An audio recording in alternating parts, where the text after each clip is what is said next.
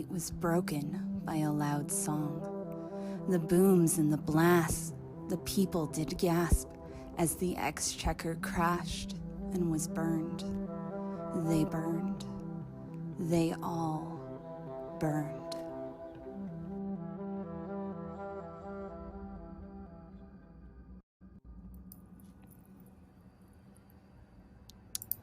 Hello, and welcome to Penny for a Tale. Tonight, we are not doing our regular Age of Ashes campaign, as I am here to run a sweet one-shot called The Savored Sting. For those of you who know Pathfinder lore, that gives you a hint for what it is. For those of you who don't, it will be a fun and exciting surprise as much as it is for my players. So yeah, let's start at the top. Sarah, introduce yourself. Tell us who you're playing. Hi, I'm Sarah, and I am playing C. Sorry, forgetting my own name. I'm playing C, the human wizard. Awesome. David. Hi, I'm David, also known as Breakdown.exe. I'm playing N, a druidic elf. Excellent. Rick.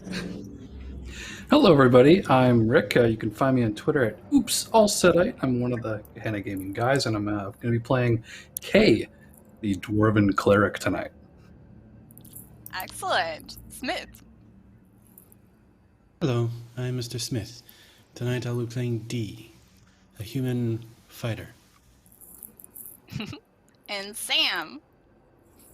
Hello, I'm Sam, Scribbling Penny, and tonight I will be playing M, the Eldritch Rogue.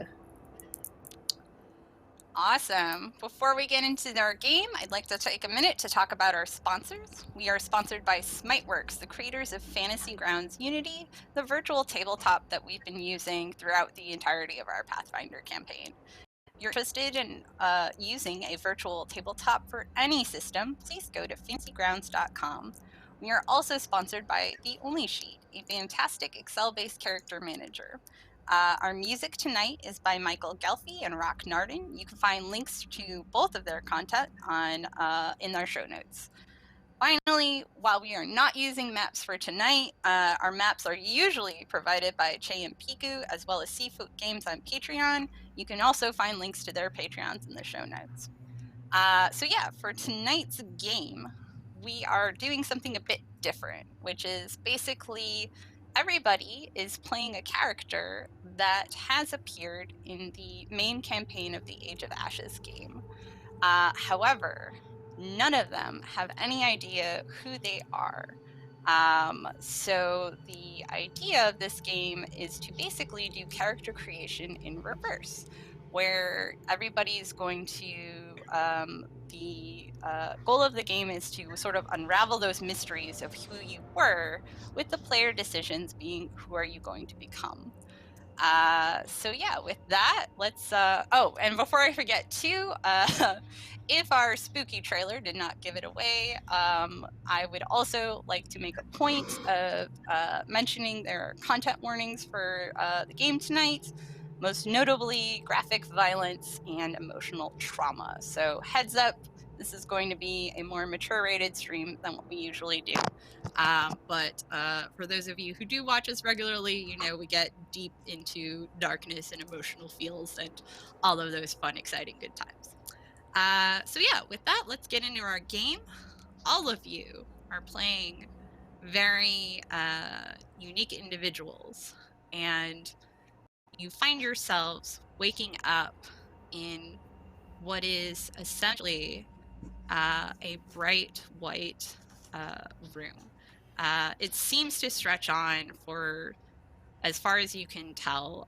There doesn't seem to be any sort of horizon, but around you there are, at various locations, 5 different types of doors.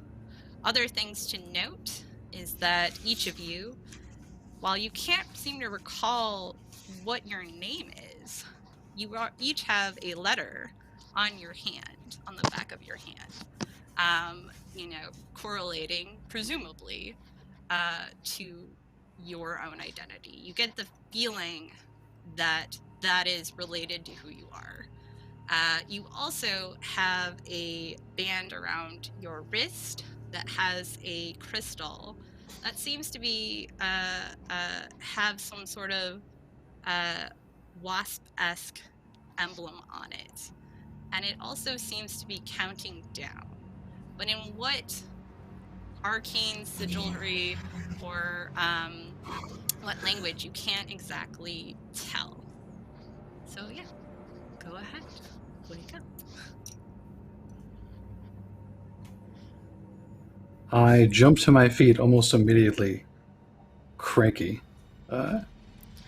looking around to see what I might find. This crystal on my wrist, I didn't make that. I would have made something far greater than this. And a wasp? That was so last year. Can you roll me a crafting check? I'll do my best.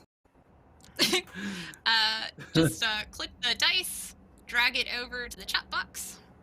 It should be on the skills tab. Cool. Perfect.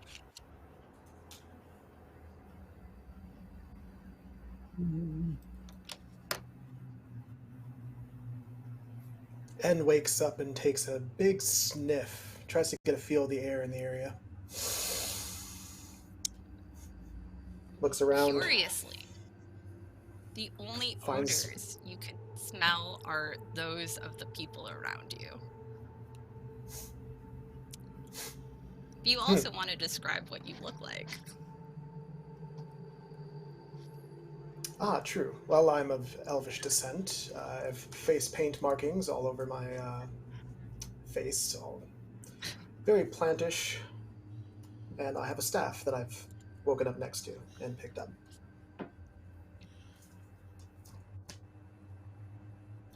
I'm going to be the next to get up, frankly quite alarmed that there's everyone around me that I don't know. And the moment I stand up, you see him, he's wearing very nice, elaborate robes.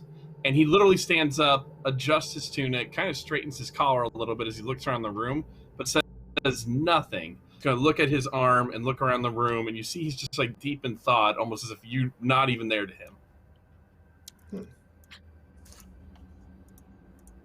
He rolls over, sort of yawns, stands up, brushes himself off for more out of habit than anything, stretches a bit as he's looking at everyone. Why, hello, compatriots. Who do we have here? He smiles at each of you, alluringly, disturbing or not disturbing, depending. I don't remember. This letter on my hand says K. Nice to meet you. You smell of money. Why, thank you. It wasn't a compliment, I assure you. Taking it as one anyway. D stands give or take about 5'10" or so. Just cut, lean, muscle, head to toe. And similarly, starting at about the collarbone, because he's wearing a vest with no undershirt, he is covered in tattoos.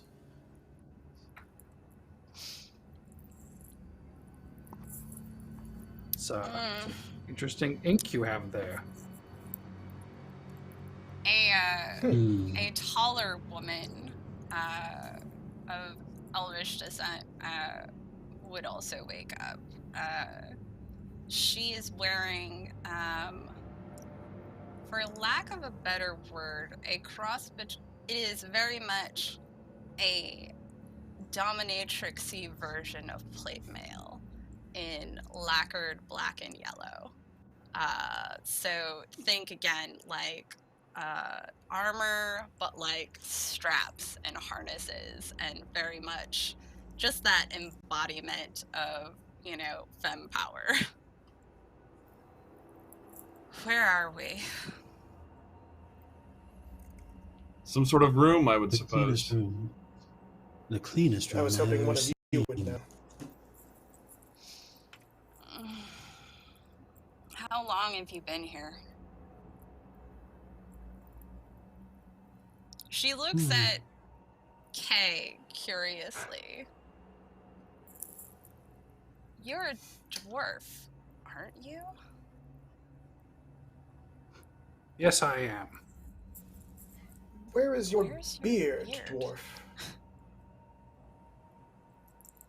A little shorter than it used to be. Reasons. There's some to suggest that a short beard on a dwarf might suggest an unsavory past. Usually shame. Well, then you better watch out then.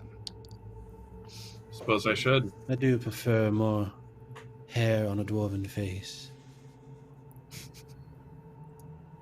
Something to pull. I'm going to walk around. Mhm. I'm going to walk around and poke the walls.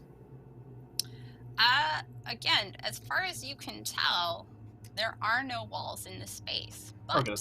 there are 5 doors. I'm going to knock on each door Okay. in a very methodical So- fashion. So each of the doors are made of different materials. You have what appears to be a wrought iron door that seems very much, if you look closely, you can see the steel has been folded over in that very meticulous mastercraft sort of way. There is an elegant silver door that has beautiful scrollwork and filigree that it feels kind of familiar to you specifically. Then there is a door in electrum with, again, a more geometric black lacquered sort of design on it. Let's see, that was 3. Then there is a wooden door where it almost seems alive. The wood seems to wrap its way up and around, creating these very elegant designs. And finally, there is the last door just looks like a hunk of metal that got beaten and smacked to hell, and it kind of has almost like the scent of burning flesh attached to it. As you look at the doors, though,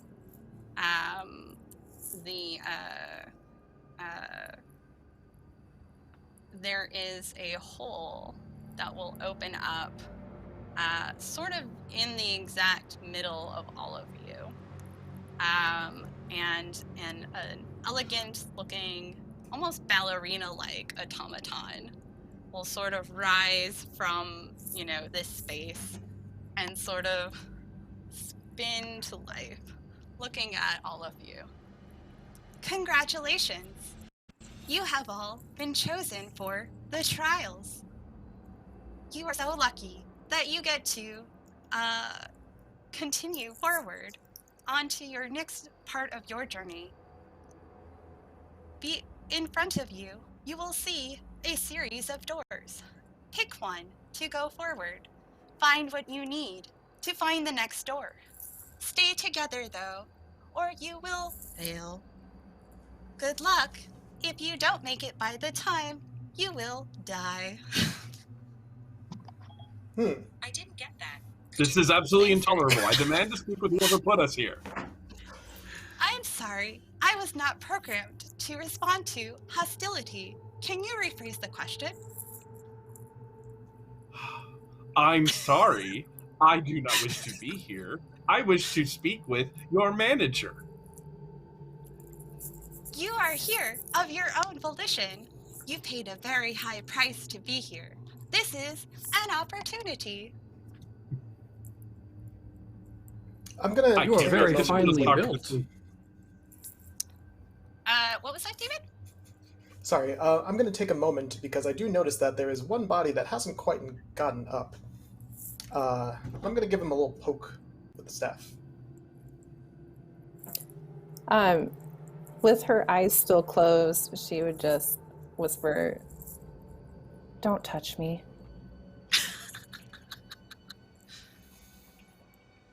So you're awake.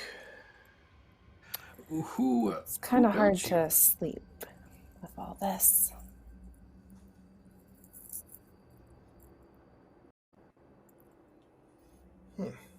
Pick a door, eh? Fair enough. So, Which one shall we choose? I'm Well, the more beaten worried metal about this doors. trial. I've never This been on is something trial in we my life. chose. You haven't lived.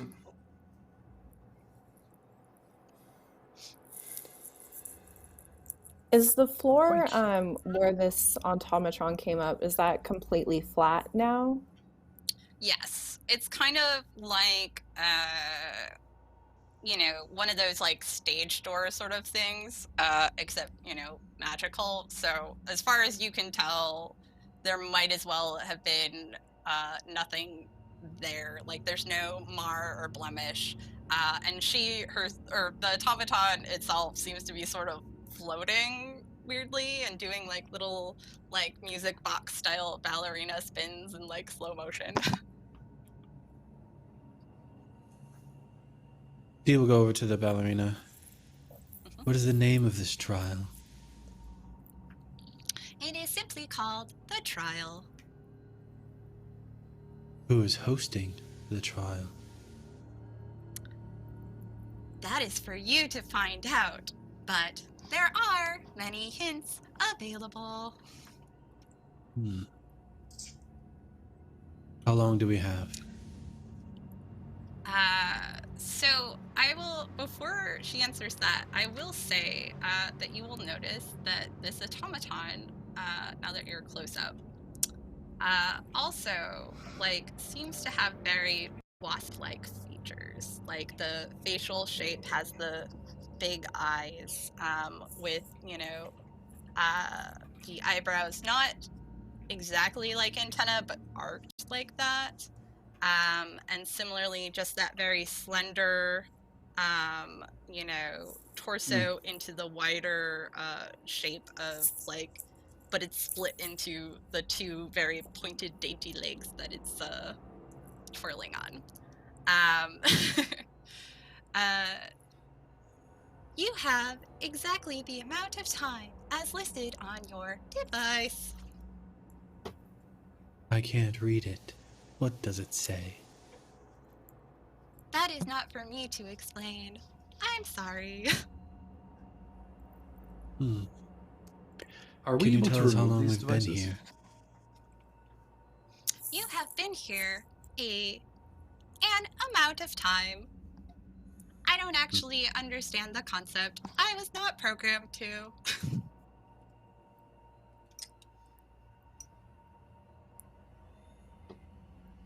Well, I'll make sure that when I speak with whoever programmed you, to mention several flaws in your programming. Meanwhile, and he looks to address tells everyone me else. I am perfect. Wonder if that was the very first lie you ever heard. He looks to the rest of them. So, who are all of you? That is Dee a looks at good his hand. question. Call me D. I You may am call a me C. N.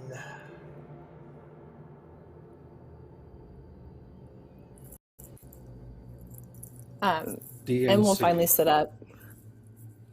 Oh, sorry. W? No. M? W or M? Okay. B looks at M for a second, and there's just like that moment of icy judgment before she like looks back to the rest.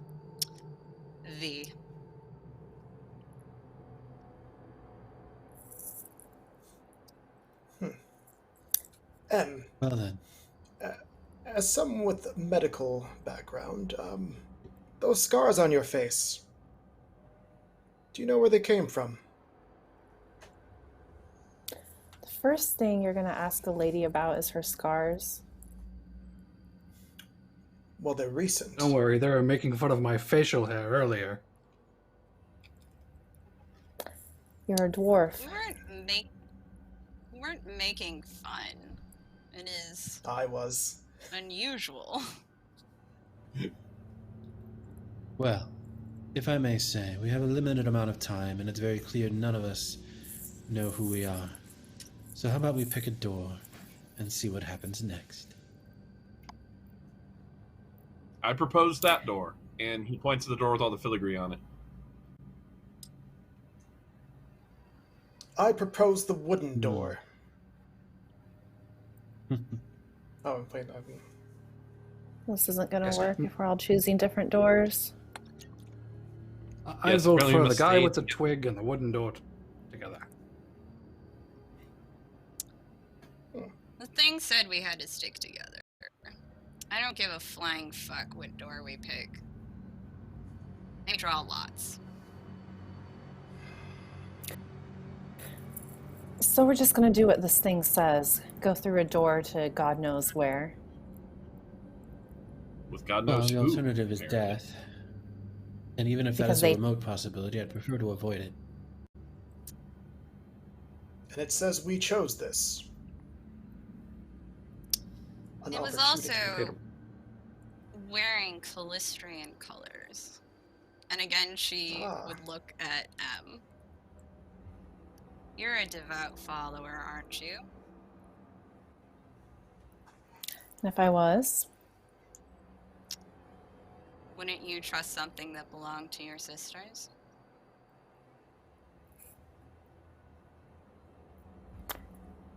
M sort of smiles softly, but it looks more like a grimace due to the scarring around her lips. Oh, how quaint and observant. Do you happen to know what these symbols mean as he points to the crystal? I am a champion of Callistrian. I don't know fuck all about magic. Great. Let's stop talking and figure out a door to choose, because I don't know how long this thing has. Really? Because it's literally a watch of some kind. A watch Yes, we Alright. can't and there's read. clearly a countdown occurring, and we don't know how long the countdown is. Enough. Two of them already picked the wooden door. Let's go through that one. Sounds We're fair. finding out fuck here. Okay. After you win, He just stands back. Oh, please. Posh bastard. Patting herself, does M find any weapons, any sort of equipment on her in her pockets, anything besides that note and the time? I will say, you would have variants of whatever weapons you feel familiar with, unless I gave you specific notes otherwise related to something you have on your person. Yeah, like I don't remember if we gave you a bow or not, but I believe you would have one. I think so. Yeah. Okay. So the equipment list, we have those items with us currently. Yes. Okay. Dee will head to the wooden door and just kick it open. There seems to be a little bit of a push, of resistance when you go to kick it, but it gives, and you can't tell from just the entryway where it leads to. It seems to be a black void. Do you go through? He looks at the rest of the group. I hope this is the door you wanted. Otherwise, I'm going to be dead soon. As he walks through.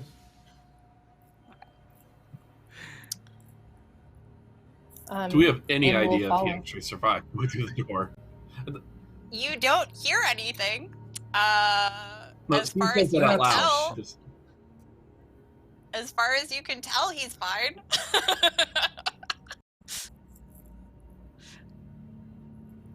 This is the I will pass riskiest through the door. experimentation I've seen in a while. I stepped through.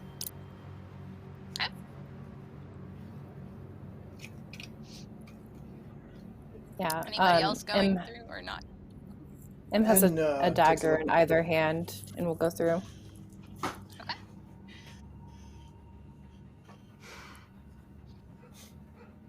Every opportunity, another step forward to get rid of my own problems. I walk through. And I'll take a look around the room, enter the door, and shut it behind them. So, okay. So first of all, for you, and when you touch this door, you can feel the life force of this wood. Like, again, this is a living sculpture. You sense that familiarity of, you know, this is something that your people, the Akushe, created. Ancient magics of songs strung together. For everyone else, you seem to sort of be in a dense fog, but for N, you are very briefly taken to another place completely. You sense it is perhaps a memory.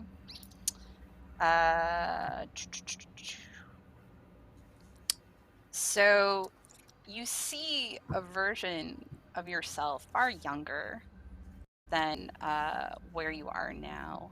You're surrounded by your kinsmen of your tribe, and it is very much, you can tell, a ceremony about promoting the new elder of the tribe, raising you in rank from, you know, the apprentice to the natural leader you were meant to be. You are given a cutting of a tree, but to say it is a cutting is the most vulgar way to do so, because you know, again, with the way your people hold life in such regard, that it is not that it was a cutting of this tree, but that this tree gave you a piece of itself to be shaped into a tool for you to utilize as a symbolic leader among your people. And you see yourself create, through this ritual, this beautiful oaken staff, interlaid and intertwined, and you are quite literally pouring a piece of your soul into the creation of this object. You feel this connection that is missing from you now in the present. But in this moment, you feel whole.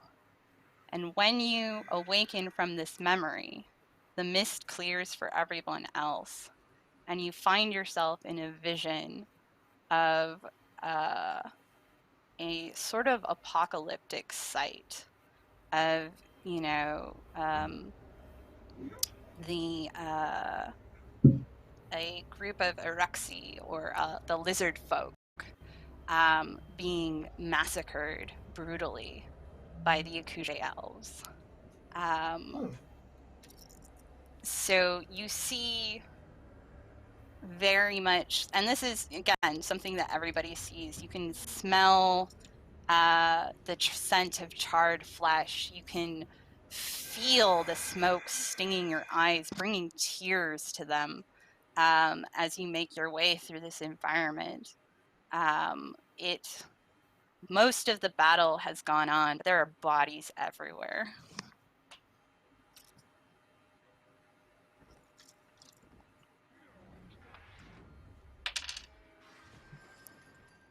Well, now, where have we found ourselves? I would say in the past. My past. Your From the look of it. Where is this? This is a battlefield. My Really? people went to It war smells of with the lizard jungle. folk. You would recognize these lizard folk specifically to be of the Stormspeaker clan. You would know that they used to be allies with your people. You see, this is what happens when you turn your back on people you trust to work with. Vengeance, I suppose. And who did the betraying? As you mention the word vengeance, you hear a buzzing in your ear.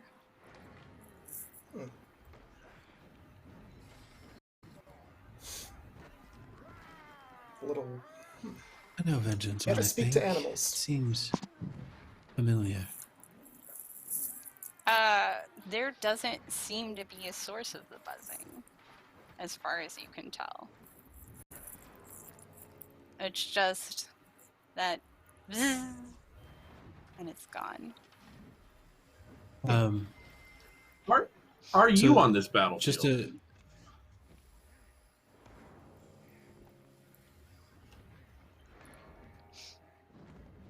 Did you fight this war, I believe? What C meant. I cannot trust my memory, but it seems that way. I was a leader. Apparently, this is what I led my people to. Dee will walk through the battlefield and attempt to interact with it. Moving bodies or equipment or... You will find one of the Eruxi who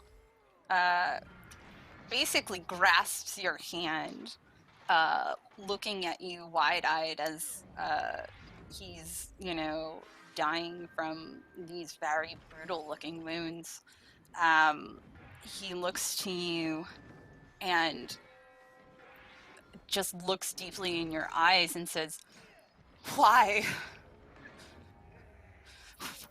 It was your time, What did my we do? friend. Why?"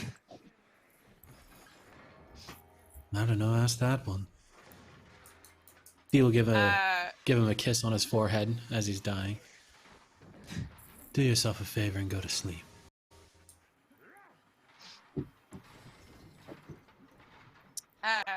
Are you casting a spell? Or just No. like saying that? Okay, I just want to make Yeah. sure. When you say ask that one, he looks over your shoulder at Anne and just starts screaming, "Murderer! You betrayed all of us!" Ah, I did. He just smiles. Oh. Who betrayed who, little elf?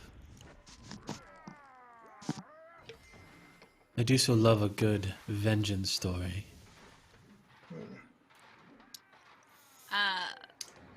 A wasp will land on your shoulder and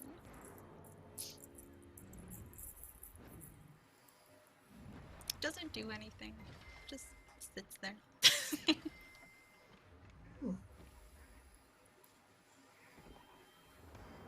And this occurred because Dio looked down at himself. Oh, This occurred because they turned their backs on you.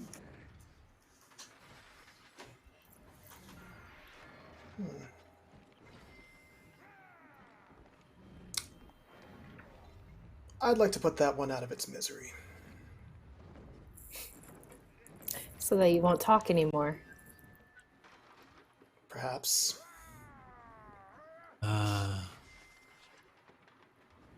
I do love a good betrayal.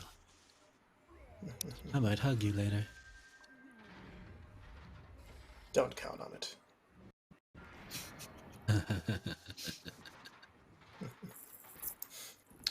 I will take my boot and crush the skull of my enemy. Can M stop him? Roll me a reflex. Ooh. Not good. Is it above 15? Yes, 18. Okay. I will say that you can catch his arm or something before he's about to do it. Yeah, Why? so M will just grab your arm, trying to pull you back. Because we don't do you know why stop we're me? here. We don't know why we're here yet. And it might have something to do with this betrayal. Ooh. Interesting. Do we need to save N's soul? Right or wrong?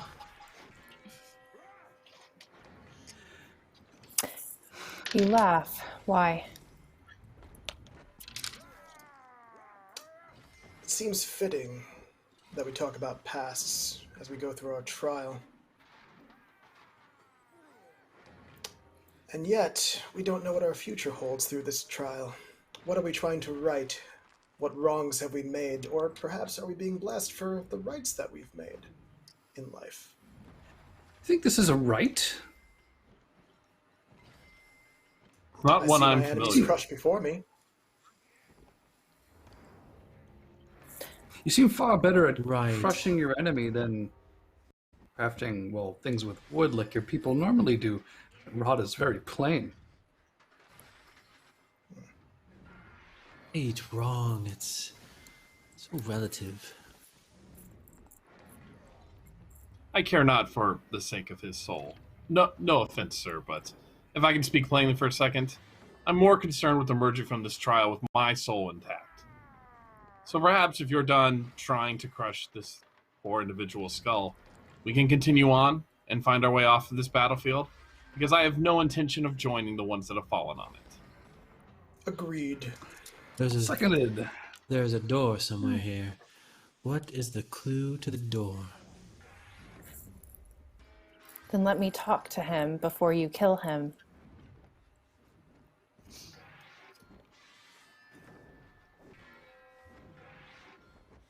I will stay my hand. Good, because I'd hate to take it off. I mean, by all accounts, they're already dead anyway. Unless we can Exactly. change the past. How does this battle end, if this is your past? I wish my memory could tell me.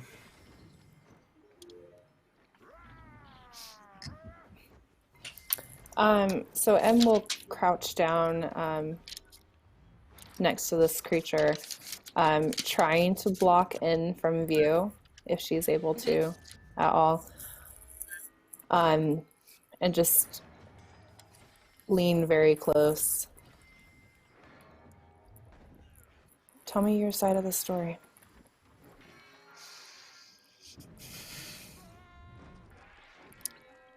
We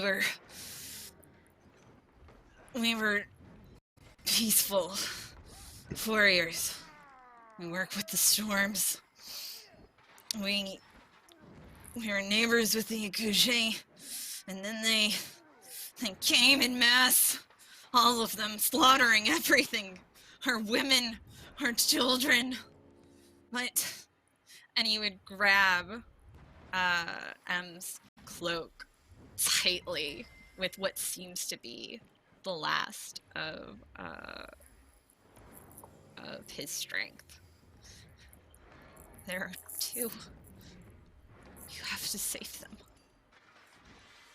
They are our hope. Save. And he dies. Do a look over at N. Children. Even I would draw a line at children. What debase. Maybe a Little little bit children of with as you- future problems. As you say that, D, you get a moment where the world around you seems to disappear for a second. You are somewhere else. You recognize it as your home in Nidal. For those who don't know, Nidal is the realm of the shadow. It is a city that made a pact with Zon-Kuthon, the god of pain.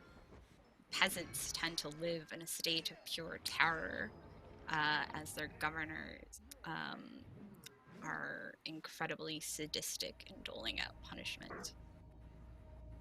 You are there, however, in a moment of true happiness with a woman that you know that you love deeply with all of your heart.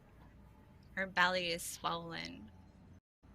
A child that you know to be yours is waiting within it. She puts her hand on her stomach and gives you a small smile. Can't wait to meet our daughter. We're gonna build a better place for her, aren't we? You can see here, between her thumb and her forefinger, right on this spot of flesh here, is the smallest mark of a butterfly. That if you didn't know wasn't a beauty mark, you wouldn't pay any mind or notice to. But in Nidal, a butterfly mark is important because it signifies the underground worship of Desna. You return back to the battlefield. You still feel that longing within your heart. There is some place you need to be, and it is not here.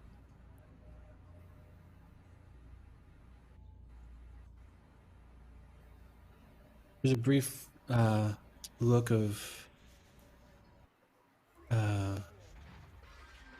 joy on his face before this sneer sort of comes across.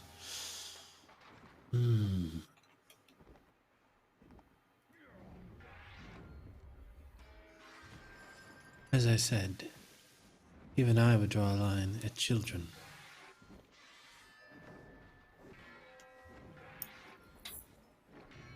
It is unfortunate that children become adults one day, and children seek vengeance. If you wish to stop the cycle of vengeance, you have to nip it in the bud, like any good gardener.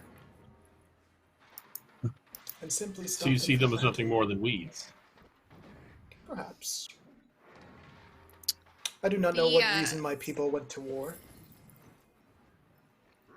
As you say that, a few more wasps join the solitary one that was on your shoulder. Now there are about 6 or so just on you, crawling about. Do the rest of us notice this at this point? Yes. You can all see them. Sensing a theme with these wasps. May I attempt to speak to the wasps? Sure. Dee will be looking for a wasp nest at this point.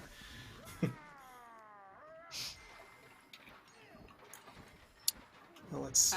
I will resolve wasp conversation, and then we'll go to what you find looking about. I'm going to use wild empathy and make a diplomacy check. Okay.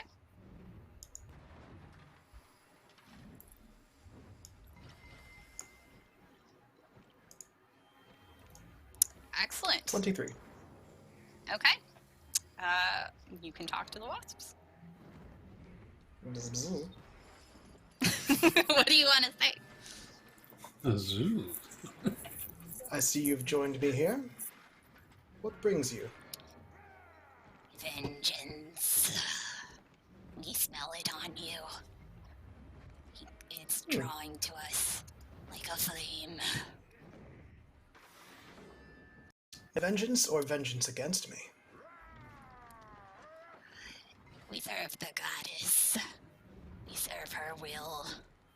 You have been cursed. And they like buzz about more intensely. I turn to the party. It would seem that I've been cursed. Oh, those pesky weeds. No. What for? I suppose I should find out. But if I were to wager... I recall V mentioning that you were a follower of a certain goddess. What say you? M will drag her hands over it's a lizard folk, right? Yes. Eyes closing them, whispering a small Calistrian prayer, stands up to look at N, just with this slight glare in her eyes.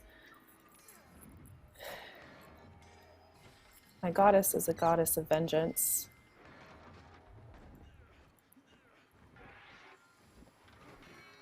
Perhaps you've wronged her somehow.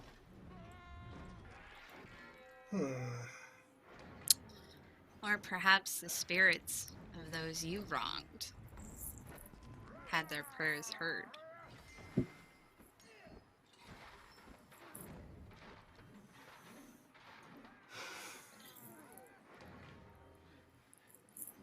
You still want to pull weeds? The garden needs tending. I did what I must. Perhaps you It were a sounds like foreigner.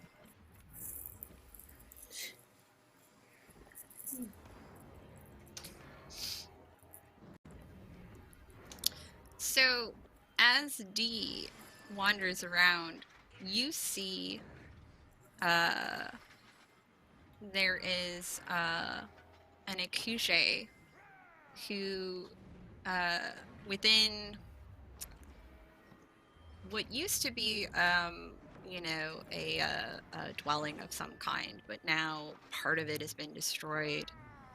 He stands above a nest where there are two unhatched Eruxi eggs. He holds his staff and looks at the eggs, and there is guilt and pain on his face, as it is very clear he knows what he has to do, but he doesn't have the will to do it.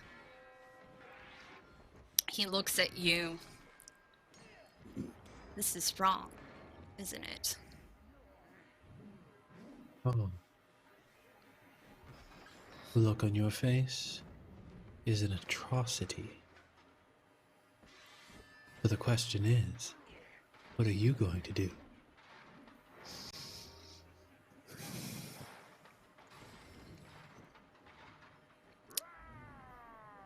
I have to save them, don't I? I will save them. Even if it means I can never go back to my people again. I have to do this. You should. You need to Your atone people for are what has happened overrated, to you clearly. today.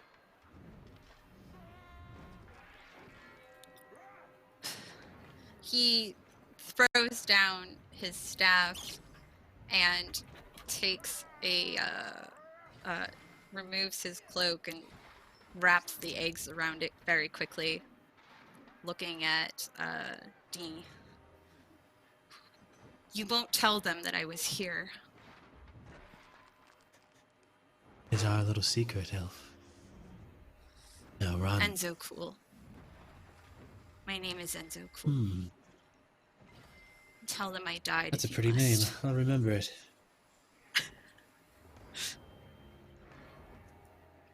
And with that, he sprints off into just as any direction as fast as he can.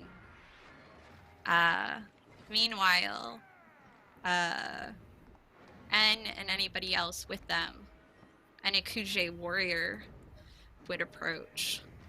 He looks, just, again, has that haunted look in his eyes. He is covered with, ash and blood and, various signs of the violence that he had to commit. And he just gives you this very hollow-eyed look, like, Elder, we didn't find anything related to the cult of Dahak.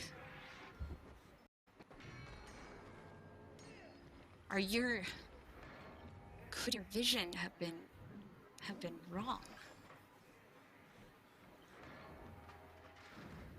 I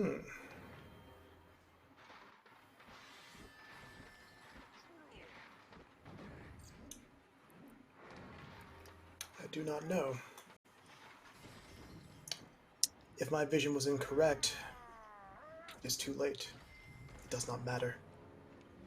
What's done is done. We can't let it get out that this happened. If the others knew, they would rise up and destroy us because the Cinder Claws. We have to say they did it. They worship Dahak. If we blame it on the Cinder Claws, everyone will understand. Agreed. The vision shifts as you find yourself no longer on this battlefield, but on another. You see, and it hits you deeply within your heart. This is the River Clan of the Akushe. It is the Cinder Claws who have wrought vengeance. It is your village that burns. Your people that are being massacred.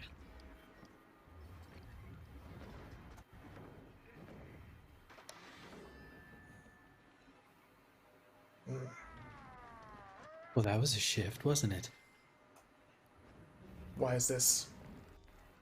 Why?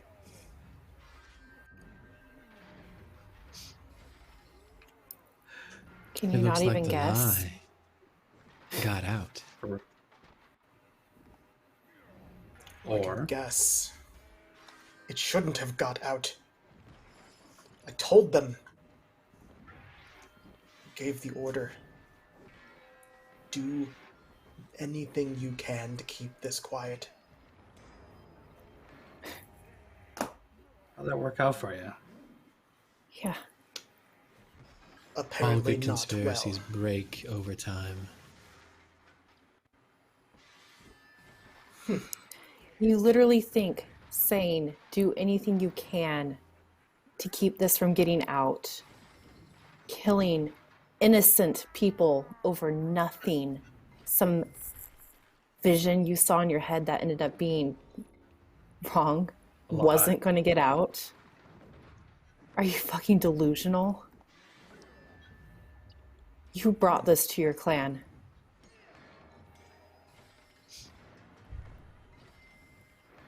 And here's just an oracle. Does whatever their god says.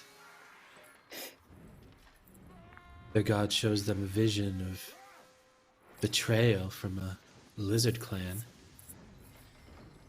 All they have to do is say a word, and it's done. The word of the gods. Oracles and seers all alike. Perhaps this was your vision.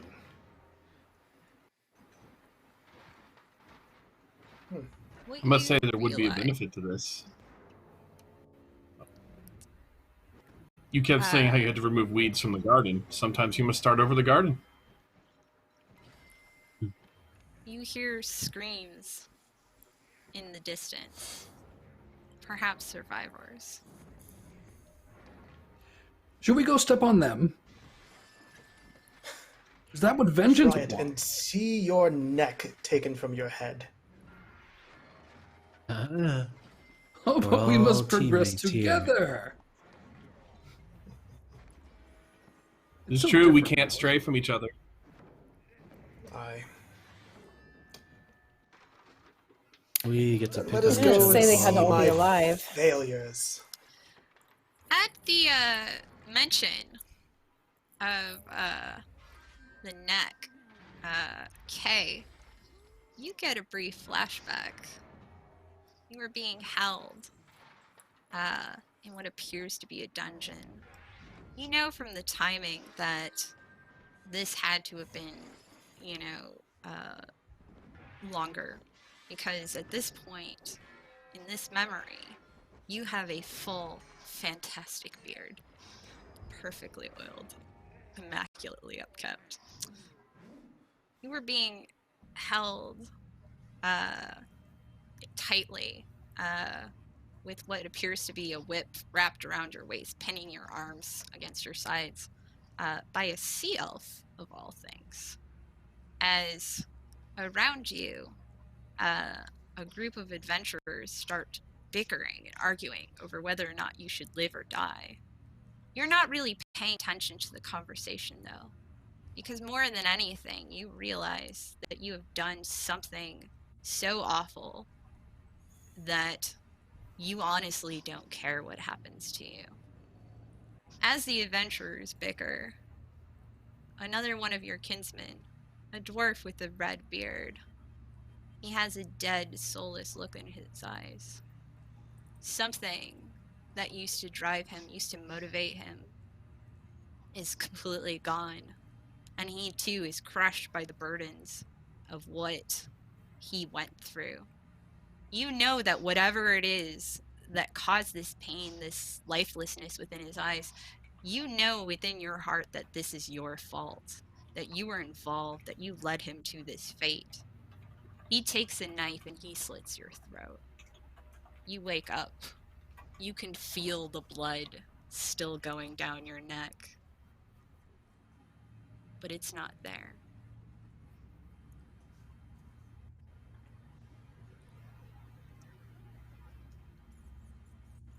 And I'm back on the battlefield. Mm-hmm. Yep. Do we all see these separate visions? The individual ones, the rest of the group does not. Those are you personally. Okay. But you would All right. see him clutch his neck and then sort of, do whatever.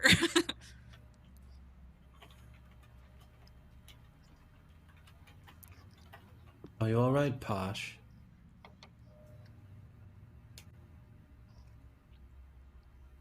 Just flashbacks of memories. Are any of you having repressed memories come back? Aye. No. Perhaps Drips and I drops. will. Clearly our memories mean something to this trial. Apparently we all have something we must reconcile. I rhymed. What I saw would make sense with what you just said.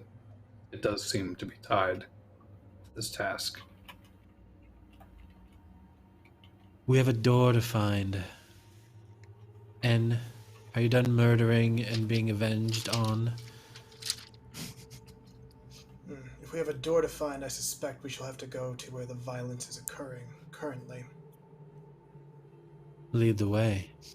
It is your village, after all. Well, I'll lead this merry band through my burning village and try and find my quarters and see if there's something there. So as you walk towards, as you walk through the town again, like you see like the corpses of people you knew, and with each face you see, you can remember who that person was. Like, this is the person who made me bread. This is the person I taught them herbs. This is a child whose leg I healed once when he fell. This is a warrior that I hunted with. With each passing face, the weight of what occurred starts to sink in more. You come across a woman who you know to have been one of your apprentices. Her leg appears utterly crushed underneath some rocks. It seems like she had been struggling for some hours and she's just given up and accepted that she's going to die. She looks at you with fury and betrayal. You wanted us to witness the last of the Storm Speakers, and we did. But at what cost? Is this worth it?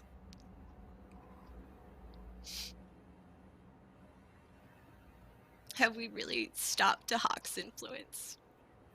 Or have we only made him stronger? I think I failed you, my apprentice. You I think did. I've made... You did. There is someone who didn't. Someone snuck out. 2 survivors.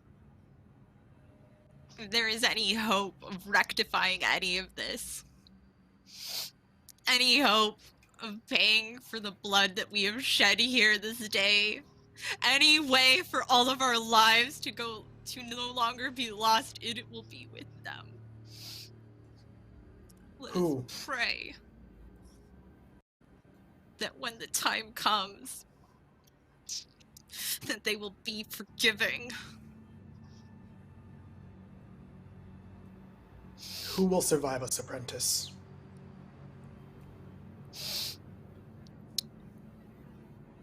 You are banished from our people.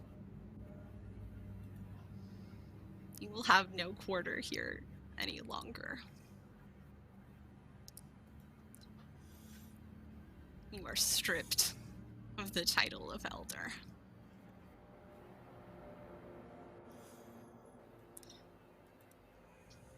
I would like to turn into a giant frog.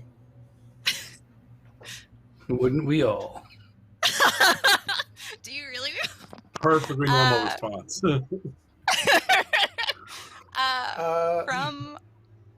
From the distance, you hear this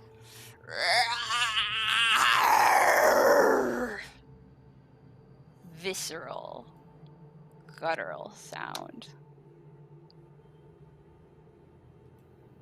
You look, some of the pebbles by your apprentice start to shift as you hear this approaching.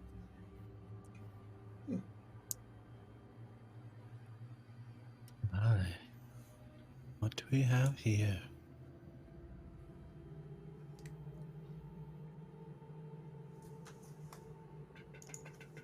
Dee will go and see where the noise is coming from.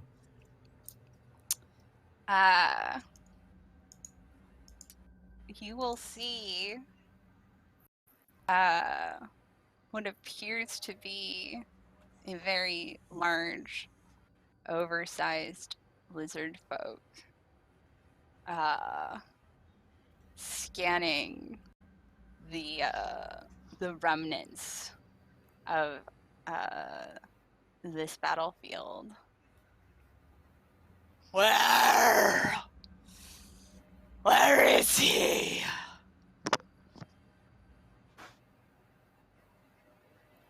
Oh, Anne, I believe your weed has grown out of control. This is That's why you tend the garden. You don't learn lessons, do you? Doesn't You seem like it. feel, when you say that, you start to feel a series of pinpricks from the stings of the wasps. Little So is black this my marks. fate? Black marks begin to appear on your skin. They sting, but almost like you can tell from the way it is that almost like a flower that hasn't bloomed yet. Whatever is coming from this, manifestation, it is still in that early stage.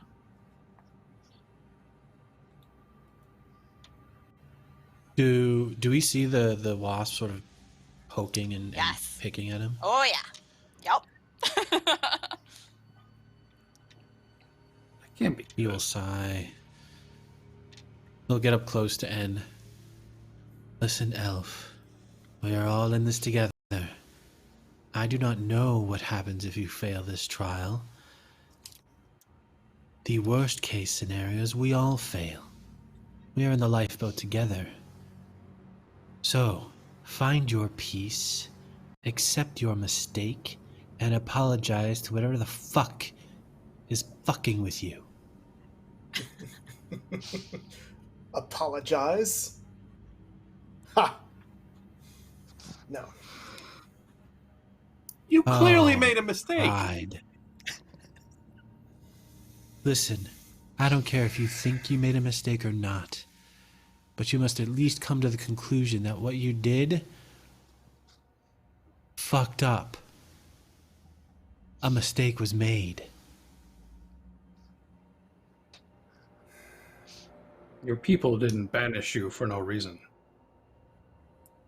And I know that must hurt. Now, what are you You more... died for a reason. The better question is, what are you more prideful of? Do you want to win this game, or are you going to let those wasps sting you to death because you refuse to cow down to a mistake?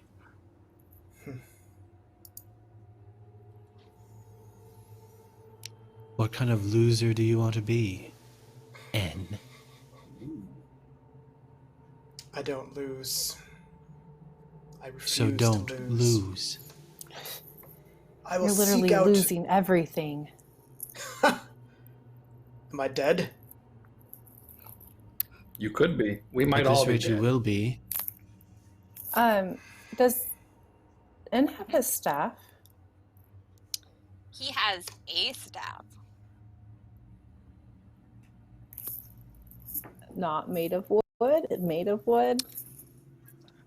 It is made of wood, but it is, again, from what you can see of the Eruxi surroundings, like the wood that they craft has a very different level of elegance and exceptionalism to it. The staff that he is holding seems ordinary and mundane by comparison. Like, it's not like it's a tree branch that he just found. Like, some effort has been put into it, but like, it is the equivalent of if I purchased an object at Walmart, basically, by comparison. Brand. Yeah, exactly.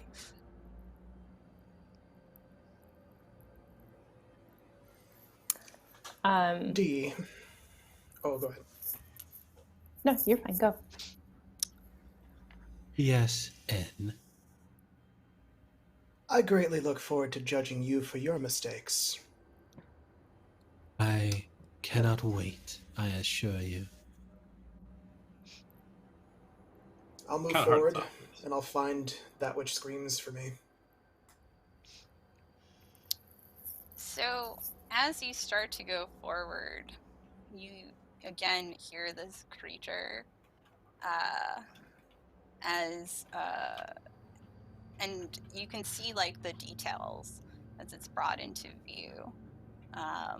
This is a female Eruxi. she wears a series of bones and of just creatures that she seems to have collected, almost like trophies. But you, to your druid eyes, you recognize that it's, again, a mundane example would be of trophies. You would know it to be another way of collecting these objects of power to become a part of her own power. And there are many of them. She screams again, and the heavens themselves seem to crackle with power as the sky shifts to be of thunder and lightning. Lightning begins to sporadically scatter, touching down in various parts. You can feel the electricity in the air as it makes the hairs stand up against your skin, all of you. Where?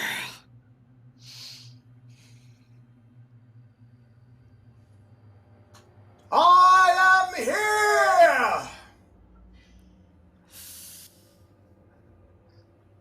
Yellow eyes turn dead set upon you through the mask of this bone skull of some long dead creature. I am the last of the Storm Speakers. And now you have seen me. You can bear witness to my fury! That's not true.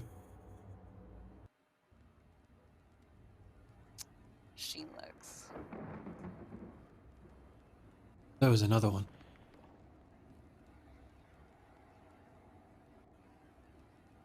Assuming he let it survive.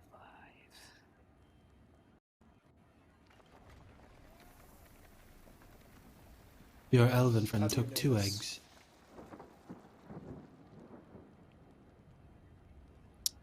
That makes her pause. And she looks at D. I mean, if you're going to chew them up for the right reasons, at least.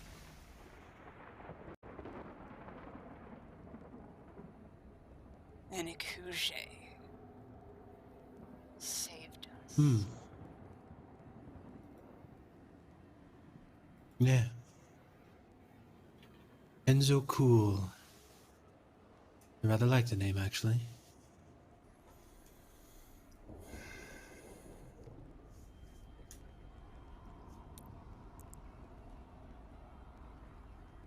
Yes, one of them apologized and realized the atrocity they were committing. Saved you and one other, a broodmate. Perhaps you should go find them. But, feel free to gnaw on this one a little bit. He probably deserves it. What say you?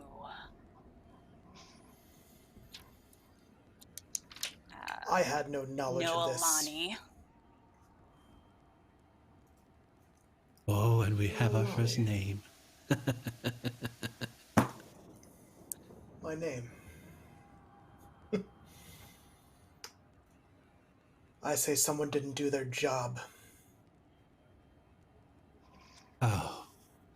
Ed. The lightning flashes and it zaps you. You feel every particle of your being explode in pain as the world around you goes white. And interestingly, it goes white for everyone else in the party for a second. As the next thing that is seen is you are watching through Noelani's eyes a distant battlefield, another Cougar tribe, partnered with God, what were they? I forget now. Partnered with the other races of that realm, and against the might of the Cinder Claws, you see a great tree that was once the last seed of the sentient trees that you cared for and protected. You watch as this lizard folk woman works with your tribe to raise it from a seed to this great fortress to defend what is left of your people. You watch in horror, and this is, again, everybody. You watch in horror, and you all feel this emotion as if each of you is standing in his shoes for this moment. As the tree erupts in flame from the blast of an avatar of Dahak, unsettlingly horrifying wyvern, just wrenching destruction and chaos around you. Your heart breaks as you see and feel the loss of that life. You see as the lizard folk woman prays, giving her life, her essence, her spirit for a miracle to her god, as she summons an avatar of Ghost Ray to combat the avatar of Dahak. You witnessed the last of the Storm Speakers. Your people, though they suffered great losses, survived because of her sacrifice.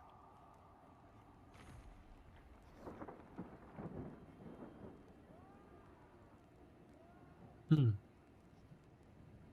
That hate was this. sweet. I should note, you have the doomed condition, so don't get zapped again. It basically means you're dying. Oh, good. Oh no. I hate this. I hate this. This! My trees! My people protected by lizards. And their gods. Ghost Ray is an elven god as much as any of the others. V looks at you with just that quiet, casual judgment.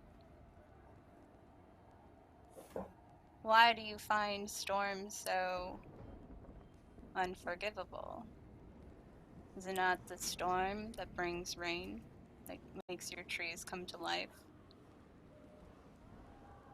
The fires caused by lightning that clear away old growth and allow new growth to come to pass? The winds that power the turbines that you use to get mill for grain?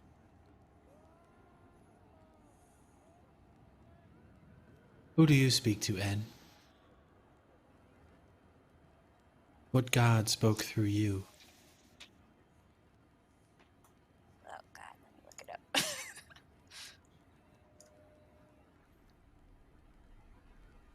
Is the hunting one? Forget.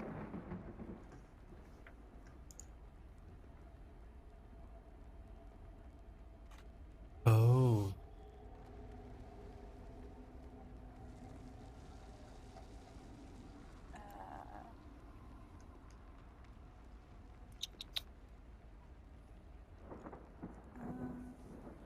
Ketipus?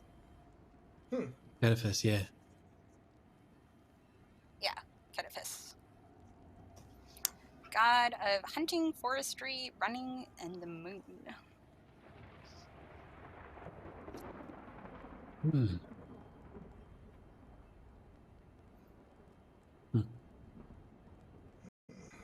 Listen, and like I said, we're playing by different rules now. Your decisions, whether you felt they were right or wrong, ended with your people almost dying and being saved by that which you sought to destroy. If one of yours hadn't felt the pangs of guilt, your people would be wiped out. There's a line of logic there you cannot dismiss.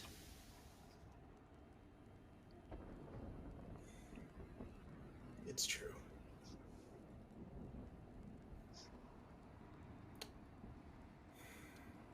We're all flawed people, and we do what we feel is best. That's how we live our lives.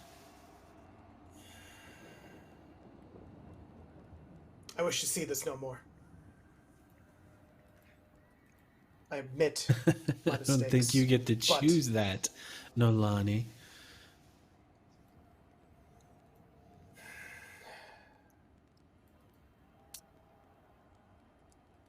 I say you're sorry. Sorry. Do us all a favor. Put a little sauce on that pride, chew it up, and swallow it.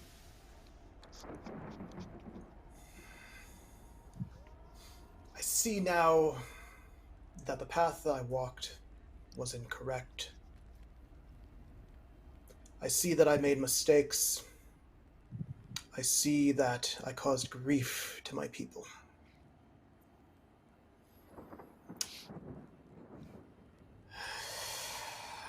More than your That, people.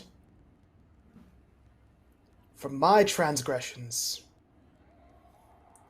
I am truly sorry. V walks over and sort of gestures towards the crater where the Eruxi fell when she, from that power burst of summoning her god. And it seems you have a path to walk forward. Is this your doing? Is this your god's torment? I am not so arrogant to assume the whims and wills of my goddess. Perhaps it is that arrogance that has led you to this predicament in the first place. It does seem telling that it has Come on, taken V. you this long to finally open your eyes. He swallowed it up all whole and didn't even gag. You have to give him credit for that. There's helping him learn a lesson, Yeah. and there's pushing him too far. V looks D over, up and down. I assume you know a few things about swallowing things deeply and wholly. I have no doubt. She sort of gives like a slight smirk and again gestures forward to Nolani. It doesn't mean anything if we're the ones to lead. This is your path to take. Then I will take it. And maybe start anew. Noelani will walk forward into the crater. So, as you approach the crater, again, you see an image of those unhatched eggs for a second. But between them is your staff.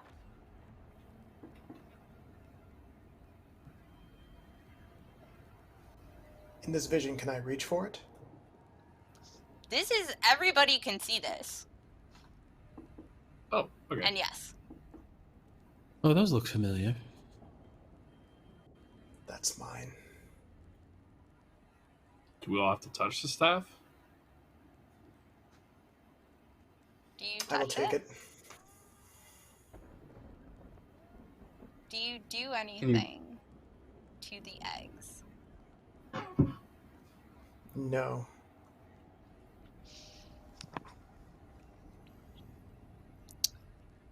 The eggs open and they crack. Well, they basically crack against each other and a light begins to pour out.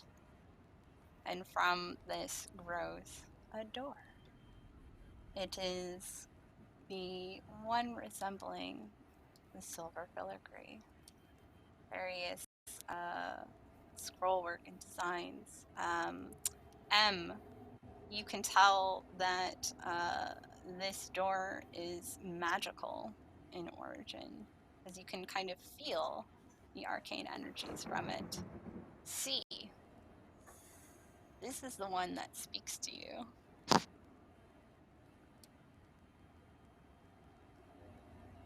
He will slide up behind Noelani and give him a hug. It looks like you deserved one after all. Why are you so touchy? I like a smelly The elf, hug? and your stick looks interesting. The hug is very painful for you because you still feel like your insides have been fried. but with your staff in your hands again, you feel whole again. Like that added whatever was missing has been restored, and it doesn't remove the pain, but at least you feel slightly more at ease.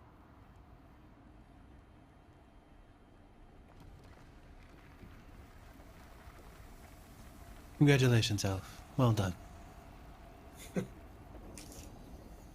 suppose this is my trial. Who's next? Fantastic question. Let's go There through is and a door find out. before you. I will walk through. This is a similar situation. Kay seems to disappear into a void of darkness, but you don't He will hear follow. screams or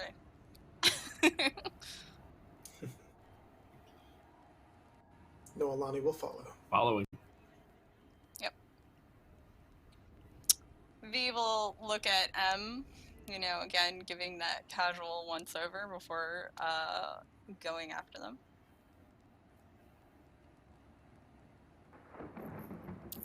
Yeah, and we'll just roll our eyes but follow. So, once again, the rest of the party is in the middle of, what appears to just be this sort of foggy environment. It's difficult to see each other, and, harder to hear you. But for C, you are someplace else. You are a boy, and you know that where you are right now is in the midst of the goblin blood wars. You are being carried by your mother, who is trying to be as reassuring as possible as she runs as fast as she can to the river. You see over her shoulder that your village is burning as goblins are overrunning the space. Your mother the world goes dark for a second as your mother puts a hand over your eyes to shield you from the horror. She makes it to the river.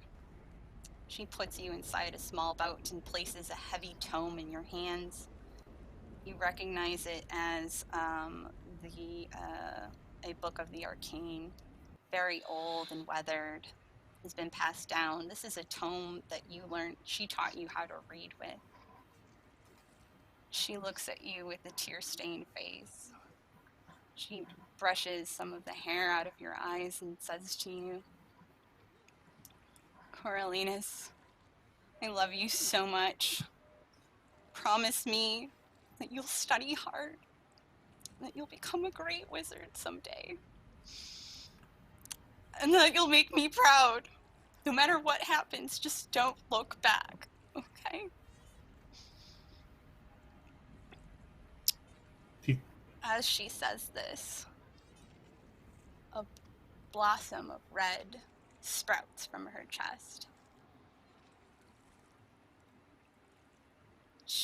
With her strength, she pushes the boat into the river, and you softly float down the shore.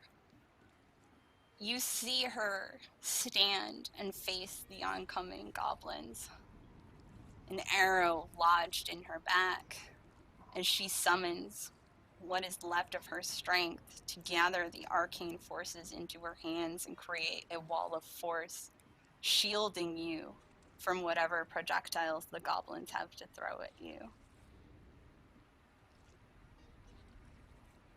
All of you are put into the library of a university, the arcane university.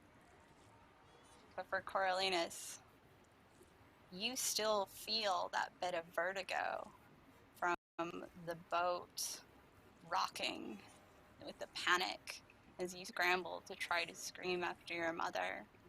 Your voice still feels hoarse and raw. You can still smell the smoke, feel it in your hair. You feel like you still have that book, but it's not there. Coriolanus just mutters something incredible under his breath, which is, and I don't know if anybody's like trying to listen in as they get into the new surroundings, but he's just saying, I promise, Mama. I promise. And again, all of you can hear this part, at least. You miss your mother, see? Something wrong. It's kind of like he's like surprised at first, and then his eyes kind of narrow a bit, and then he just adjusts the collar of his fine robes. I think we all miss our mother at some point. Let whatever happened to you wash away. Everything's fine. I'm fine. Are you? Oh, I can smell the sadness on you, see? It'll be all right. Don't worry. It's at that point that his hand's just going to glow briefly with energy. Oh, a magic user. Enticing.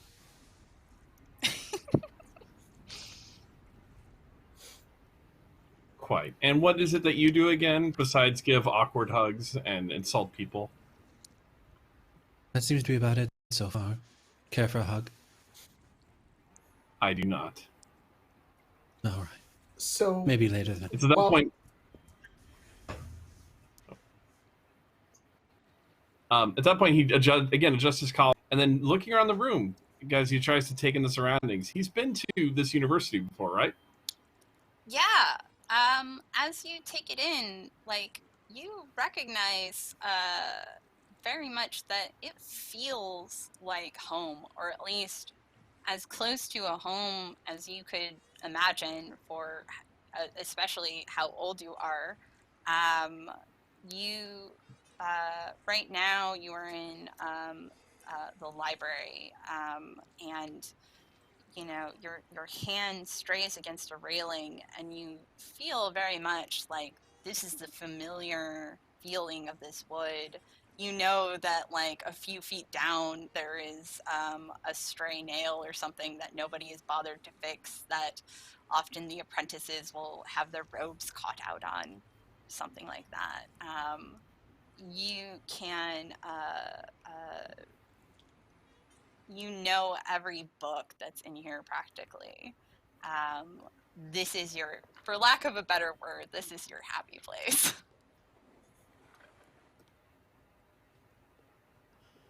This is familiar ground to me. I've been in this library many, many times. As to what we're going to see here, I do not remember. This isn't a garden that needs to be tended. No offense, Noelani. Oh, magic users always make their own mistakes. Agreed. Perhaps. Speaking of mistakes, so while you took out your hands, I noticed a little bit of something on your hands. They're scarred. Looks like exposure. What is that? It's almost as if he's looking at his hand for the first time. I don't remember. But yes. No.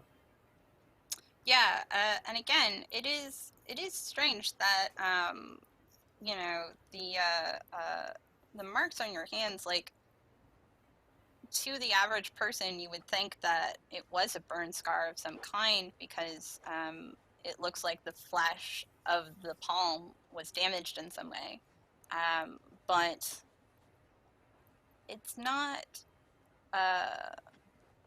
Again, it is not the mark of heat that did this, but cold.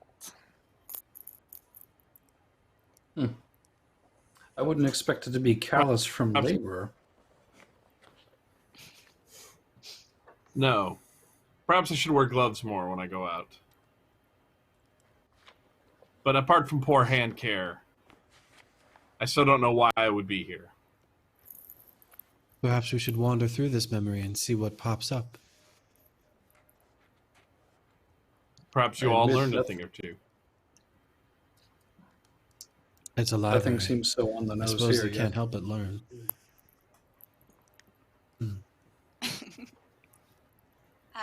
So as you're wandering through,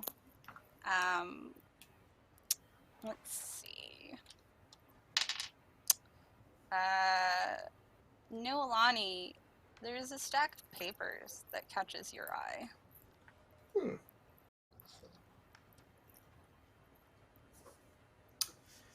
I'm gonna give him a little read. Do I need to make an Arcana check or anything? No, because these are wanted posters. And you notice that one of them, again, the drawing is off. It seems a bit, you know, like somebody working off of a description of the person rather than an actual image, or, you know, someone who knew this person well. But it seems very much to resemble D. And it says wanted for crimes against humanity. It says D? It does not say a name. I'm saying it looks like D. Crimes against humanity, you say? Oh. They didn't get the right side of my face. That's unfortunate. Yes, it's always important to pose for your wanted picture. I mean, when you look as good as I do, what else are you supposed to do, huh? There. Kay, as you're walking around, you see a newspaper, or, you know, the Pathfinder equivalent of a newsletter sort of thing. It comes from overseas, a place called Cowling. You've heard rumors and legends of this place, like, across the sea, and you had heard that a great war had been fought there. The headline of this paper reads that one of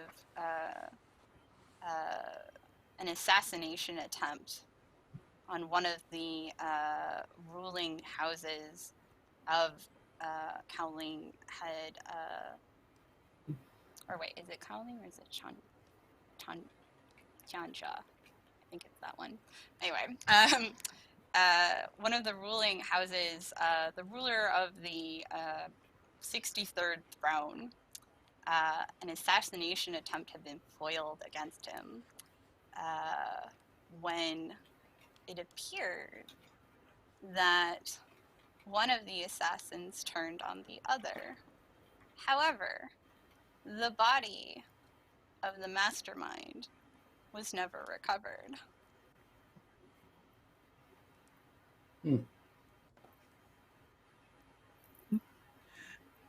I will pick it up and bring it over to Carlinius. I found this. Maybe you know something about it. I don't. Maybe it's relevant to why we're here. I look at it. It doesn't seem to strike any particular memories to you. But you know, from reading it further, that it doesn't mention overtly, because you know this group has power. But with your understanding of, again, secret societies and politics, and being a learned individual as you are, you know that the Callistrian Wasp Queens were behind this hit. How would you pronounce that again, Jen? Callistrian Wasp Queen. Callistrian. Okay. Yes. I just end up muttering that out loud. Callistrian Wasp Queen. Oh, the V bloody looks over wasps sharply. That's M looks over fascinating. as well and will sort of walk over to see, to look over his shoulder. Which would involve the two of you. I don't know why. It's just, it comes to my mind when I read this. So, as you read that over, you get a flashback. You are in bed with the most beautiful elven woman you have ever seen. Blonde hair, plaited elegantly in, with black ribbons intertwined, creating this sort of wasp-like effect. You know her to be, find her name.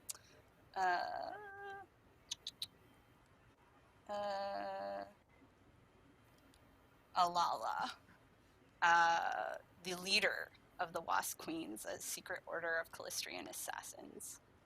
And you know that you are a part of this organization. You have been in this space for who knows how long, experiencing the heights of pleasure that no one other than a Callistrian devotee could possibly understand or hope to experience within their lifetime.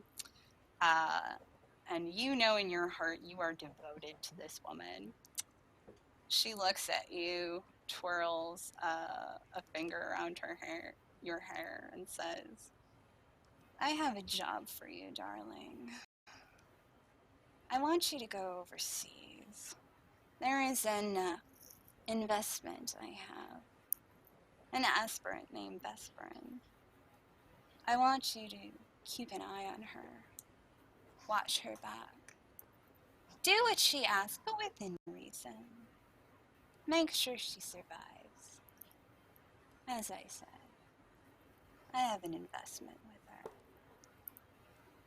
The dream fades, but you can still sense the scent of her perfume on the air and feel that level of intoxication. But again, it calls to you that moment of emptiness within your heart that you can't really put a finger on and you can't explain or grasp.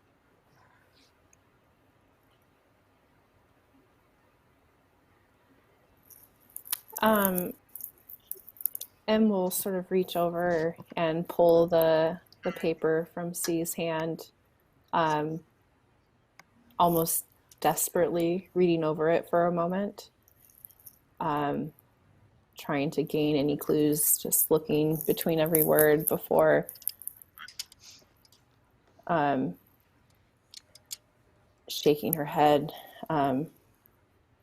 And she will toss the newspaper in a nearby fireplace. I was literally reading that. And John, Well, you're not. clearly it had too much information. Well, M. Seems when your secrets are about to come out, you get very protective. The fire was burning low. It needed more fuel. The smell of secrets. Intoxicating. You would know secrets well, based on that wanted poster. I know, I cannot wait to find them out. I think the worst secret you're going to find about me here is I made Dean's List one year. As you... Who did you have to kill to get there? It's funny you mentioned that, because as you're running your hands along the walls of these books, you know, again, the fond memories of the familiar and what is home, flooding your senses, making you feel at ease. You're taken for a second to a classroom where a teen boy stands before you. He doesn't appear to be much of anything. He looks like he has come directly from a farm. You can just still smell the scent of, you know, of hay and manure and whatever else, you know, just practically a part of it. Like, it feels offensive to this aristocratic life that you've made for you. But he looks at you with these big, hopeful eyes, just clearly happy to be here, excited as only an eager young student ready to learn can do so. And he says, "Hello, I'm Rune Ravenswood. I can't wait to have you as my professor." The vision fades, and you feel this wrench in your heart, as if that name means something important to you. I'm also very sorry, Smith. I botched the accent. It was perfect.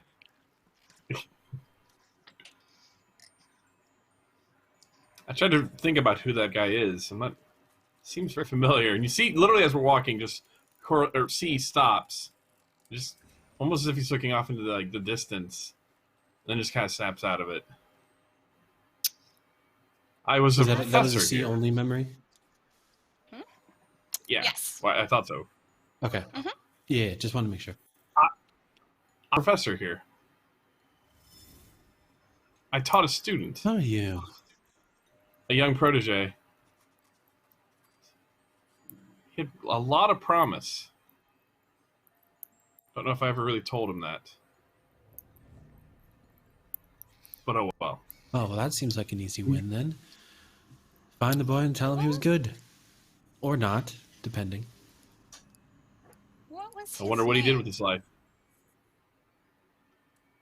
Rune Ravenwood? Kay. You Yes. realize that name means something to you, as you are again taken to that moment where your fate is being decided by those others holding you. You remember Rune. Him and the CL hanging on to you are the ones arguing for mercy. Are they arguing for mercy for me, or? Yes. The idea that you could possibly be redeemed. That leaving you alive to atone for your mistakes is the valid path for you to go.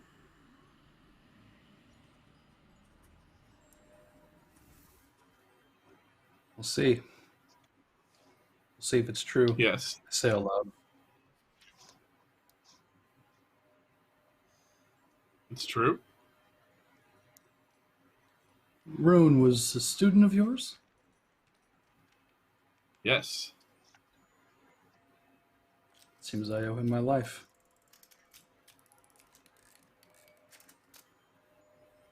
I will not try to take credit that my teachings were the ones that led him down that path to spare yours, but perhaps he did prove himself to be a good person. Oh, there's no implication there whatsoever that you had any part in it. But I don't think we're here Nevertheless. because you did something right based on the last door. That is a fair point. What did you do to this poor boy? Did you molest him? I would never. Hmm. But strange the places your mind goes. That one's very touchy. Perhaps him pardoning me Skin. was your sin. I am a scholar. I lend my mind to the pursuit of the arcane. As to the student, I wish I could remember more of him. But perhaps if we keep going, we'll find out more about me. Other than I like books. And apparently, I was a good professor. What about your hands? Oh, sorry. Oh, no, go ahead. As C says that, all he does is read books and whatnot, and would catch up to him, and only in the way that a rogue is able to just sort of sweep his hand up until she's like holding it to her eye level. Book types don't get hands like these.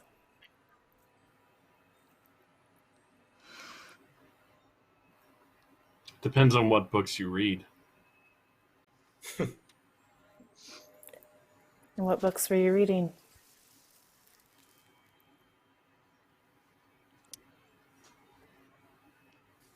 Kind of cocks his head. He's clearly thinking about what he wants to say.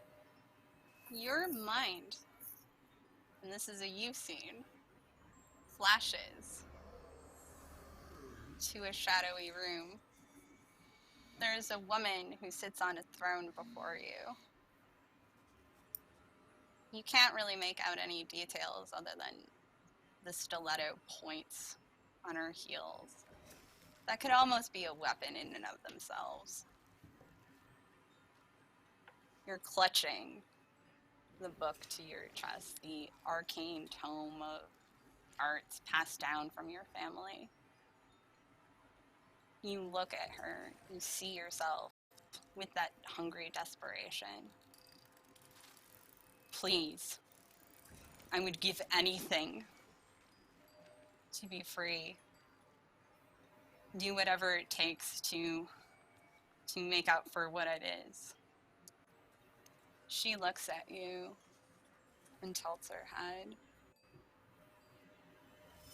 Anything, she says. You hear your words, your voice echo back the assent. Then I will take that which means most to you and give you this opportunity. It will not be easy. It will be a trial. You see yourself hand the book over, and with that, you're back in the present. His face gets really, really, like, stricken as he's looking at you. So you're kind of like, what just happened? And then C just, like, turns away suddenly, just sharply. And he's just hands. And then just they slowly clench shut. And briefly you feel him just get really cold, like, temperature-wise. And then he just slowly turns around, straightens his robes again. I you're just think I getting may a flood of them, know. aren't you? I think I might have seen who it is that put us here. But I don't remember too much details about them. Any clue is worthwhile.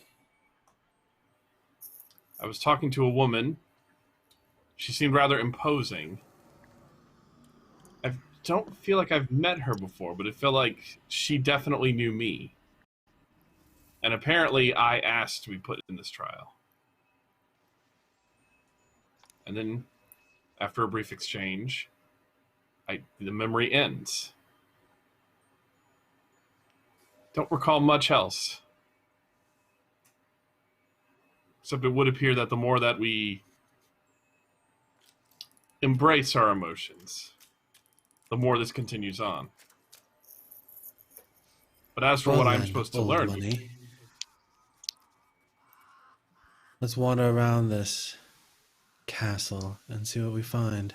I'm sure there's a trinket or two I'd find interesting. You might want to be careful with what you touch around here. Not everything here appreciates being removed without its permission. I want to get a library way, card then. first. D. Books As are a note overrated. too, for Kay, this hall is old. It is ancient, and to your eye, the craftsman dwarven eye, like this is fine dwarven work. Like there are runes and merged with human sorcery or wizardry, I should say, to create something truly exceptional. And it seems to speak to you in a way that you can't quite understand just yet, but you feel it within your soul that, like, again, this is masterwork, and it also makes you feel like similar to see like this, even though it's on the surface, this is a happy place for you. Do you guys continue forward? Oh, go ahead. Looking at the craftsmanship, does it look familiar? Like, does it look like something that I might have done or had signed, or any kind of signature to who did the work? Actually, it takes you back to a moment where, again, you were very small, smaller than you are now, and you're with your father. You're standing overlooking a city. You know this city to have been an ancient and impressive dwarven city, the city of Savored. You know that a great calamity occurred, that it represented the height of dwarven craftsmanship and power and wealth. Your father holds you back from looking closer. The dead walk the paths of Sagarak, my son. They say they're cursed for breaking with tradition. The gods, our gods, abandoned them to their sin as punishment because they defied that which makes us great. What makes us great, We Father? reside. Our dedication to creation, to building, craftsmanship, and our families. Harald turned from our people when he went to marry that orc slut, and the gods smited him for it. The last of our people now remain in Kovlar. We have built it up and done what we could. But until we can reclaim our birthright, until we can reach those heights again, until we can return tradition and regain the god's favor, all of us will bear the weight of this curse. Memory fades.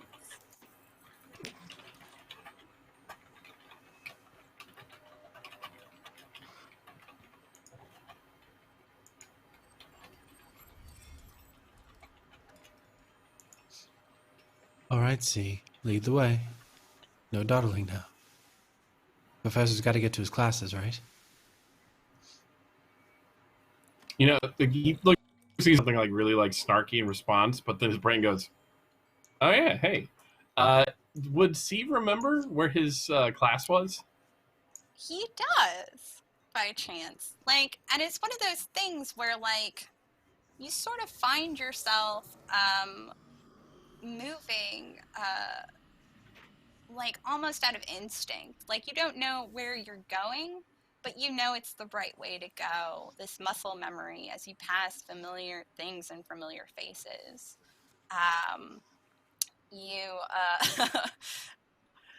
You find yourself at your classroom, but class is already in session. Do you take everyone inside?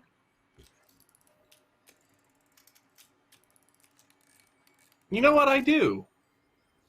Okay. Again, kind of straighten my robes. Yes, people counting at home, that's like the 6th time. Straighten my robes, make sure I'm presentable. And then I'm not so much going to invite everybody to come in with me, but I'm going to leave the door open. And I walk into my class. So, what you see before you, your class is set up very much like a lecture hall, wherein you have a dais. Above there is a magical manifestation of the celestial bodies of this earth, just sort of floating about and rotating, as someone would expect for a wizardry school. And you see, like, all of the students are on risers overlooking, the lecture. But it's not a lecture that's occurring. What's occurring is a debate. You see yourself, younger, like by about 20-ish years or so, arguing with that young Rune Ravenswood about the nature of goblins. You can see on your face as you get increasingly more frustrated and full of hatred and bile. Again, those memories of the Goblin Blood Wars fresh in your mind, of the savagery and barbarousness of those creatures, those things that eviscerated your town. You see, though, however, point by point, this boy eviscerates every single one of your arguments, and he does it in that same calm, smug demeanor with that annoying farm boy accent that you just find grates on your personality, because not only are you being dressed down by someone who isn't even worthy of being your peer. This is a student. You're being dressed down by someone who came from, the most homely of circumstances. And you can see it reflected on the eyes of the students watching this. And again, this is everybody sees this who has entered this room. You all see, like, the students' eyes just losing respect for their professor with every single word that Rune says, every single argument he utters. They go from, like, that intrigue to that, like, to just almost openly snickering at you. The debate ends, and you throw Rune out of your classroom furious as the students file back. But there is one face in the crowd sitting in the hall, an elven woman with light blonde hair. The sunbeams seem to catch it as she sits there, framing her face and creating this almost halo effect. She looks at you, and her eyes are not with the mockery or the, of the others around you, but they are filled with just empathy and understanding, that shared experience of, understanding that this world is cruel and brutal. You know her name to be Vaz, and she was also a former student of yours. Come back just to see this lecture. So I see is my youngest self in the room, or is it just me in the room now? Everything has faded away with that. You basically, the last image you see again is, all of you see is basically you looking sort of defeated as this elven woman stands and approaches you and then just fades out. So this classroom of yours is now empty. I have no idea what the two of you were talking about. I couldn't understand a word either of you were saying. But what I could tell is that little boy kicked the shit out of you, and it was amazing. Do you need a hug? He was I wrong. can give you a hug. You deserve a hug for that. I do not desire a hug. And at that, he starts straightening up chairs and, like, throw books out. He starts to stack them and move them about, almost as if he's on autopilot. I remember it now. Oh.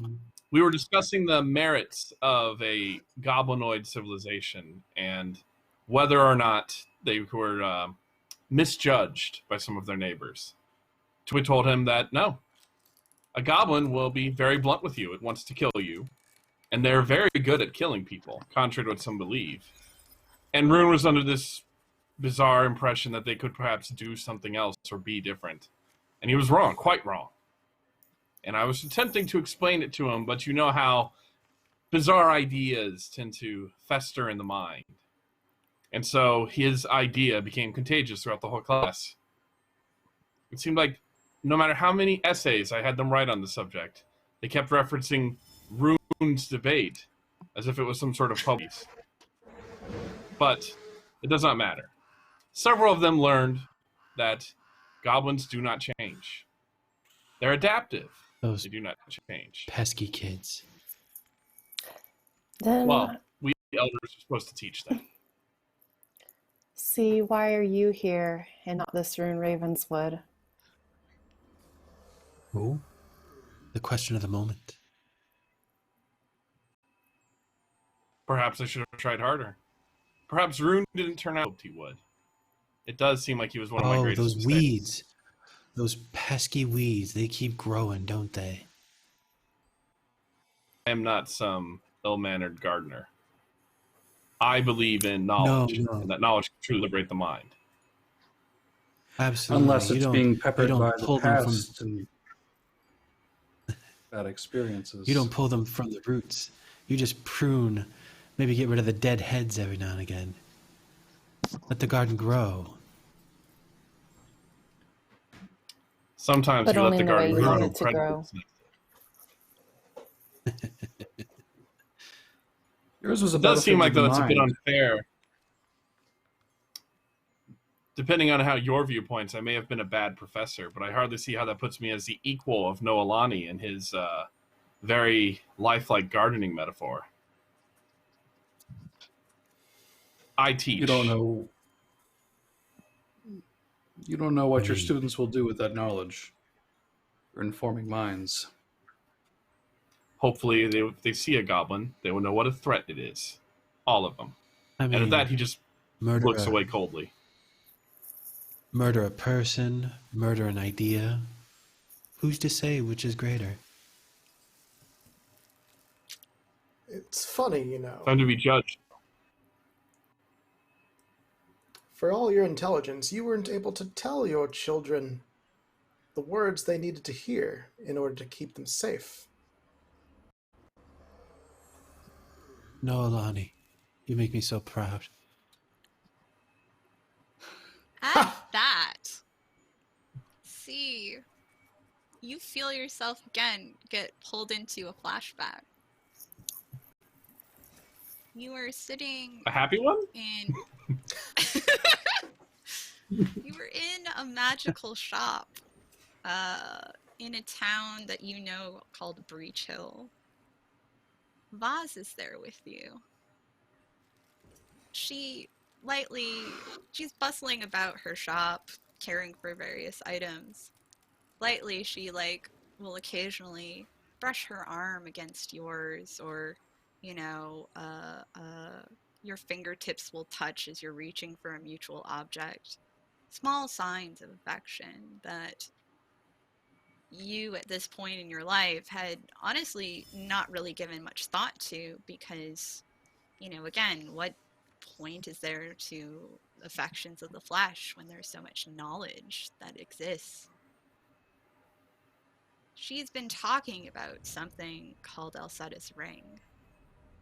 You know this to be, you've heard rumors of it being a place of great power, gateways to other places, it is rumored. She tells you that if you were the one to unlock these gates, to, again, truly harness their power, then you would be the one that would have all of the respect of the Arcane University to regain what you had lost and ensure that that brat Ravenswood remained forgotten. You're snapped back to the present. You feel that sort of pensive thought of, what if?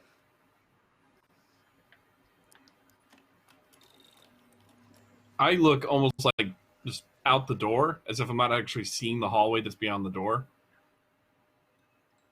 I don't need to be here. This is not the place I need to be. I need to find the ring.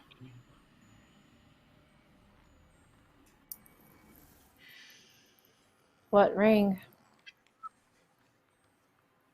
A fighting ring? No, that's not your type. He's more of a lover than a fighter, I bet. Are you seeing a lover? He's not even, you're speaking to him. He is flat out ignoring you all right now. But you see also his eyes are kind of wide, as if he's deeply contemplating something. And he kind of doing this with his hands. I need to find the ring. That would explain where we need to go next. And he looks around the room and says, it's always wasted in these halls anyways. And then he starts to walk out the door. He follows. As you walk out the door, it's no longer the hallway of the university, but rather the basement of Elsatus Ring. You see before you, the doorway of one of the gates is opened.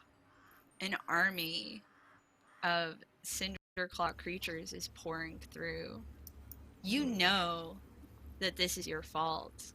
Vaz stands there watching it calmly, pleased with herself that as a group of adventurers, led by Rune Ravenswood, fight them off. You stand this isn't right. You see yourself unsure of what to do for just that brief moment as Rune tries to reason with you before you try to fight against them. As again, Vaz just watches calmly as these creatures continue to fight, flood through the gate. You know in your heart, this is a force that can overwhelm the town. But interestingly, behind, as you turn to look over your shoulder, you see a force of goblins. They are swelled up with the blood rage of the moon ritual, similar to the ones that destroyed your town. Reflexively, you feel yourself cower, even though you know right now that perhaps this can't hurt you. These goblins aren't interested in you, however. They're fighting against the Cinderclaws.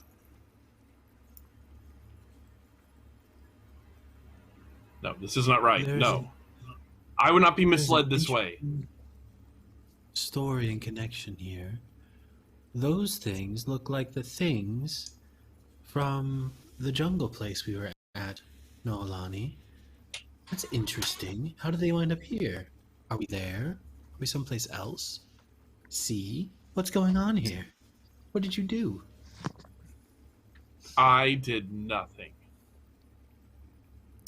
I simply tried to But- access the gateway. Vaz turns Oh. to you and looks at you directly.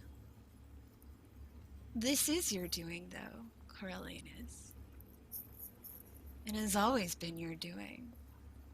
I gave you the key, but you're the one who turned the lock. You never thought to question what you were unlocking, did you? As she starts to walk towards you, her hands begin to, turn into these like wicked claws, like fingernails elongating into piercing objects, almost like several stingers of a wasp. Uh-oh.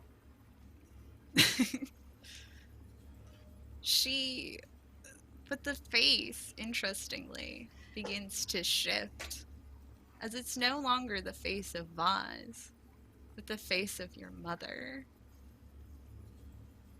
You broke your promise to me, my son. You have this power to be good to others, to protect. And what have you done with it? You've destroyed them! And she would slash at you. He is probably still trying to comprehend what he's seeing, so he gets slashed. So I will give you, again, we are not doing wounds. You would have that doomed Mhm. 1 condition. You can take Okay. 5 before you die. Then he's going to recoil, realizing that this is a very real thing he's seeing. As he holds blood, I'm assuming on his face. He's assuming blood from his face. And then it's just... Sure. Yeah.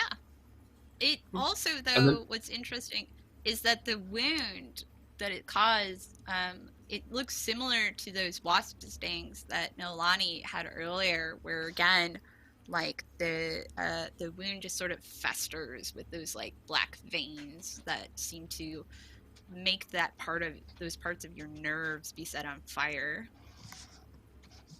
Dee will quickly sort of slide up to catch Coriolanus, if he was to fall anyway, and get between the creature and he. Looking at the creature, give us a moment to talk, and then you can sting him again if you like. This was not my fault, and this was not my failing. Oh. Nolani No, gets to I'm laugh trying to in your access the face. power. Yeah, Power can be controlled power. through applied thought. You fucking wizards and your power. The creature again slashes, but D is able to move you aside, so it just like gets the hem of your robes. I said, wait a moment to give us a chat. No, I was tricked. There was no flaw to my logic. Everything that I had Well, done yes, would have you been were- correct. You We would were have gained the absolutely power. conned. We would have gained the power to fix the world. We would have gained the power, and then these goblins would no longer be here. There would be no more threats. Everything I had done was correct. I followed every incantation, every ritual, every formula. At There was this no flaw in moment- what I did. At this moment, it is Rune who turns from the combat to look at you. These goblins are the ones who are giving their lives to fix the mistake that you brought upon this city.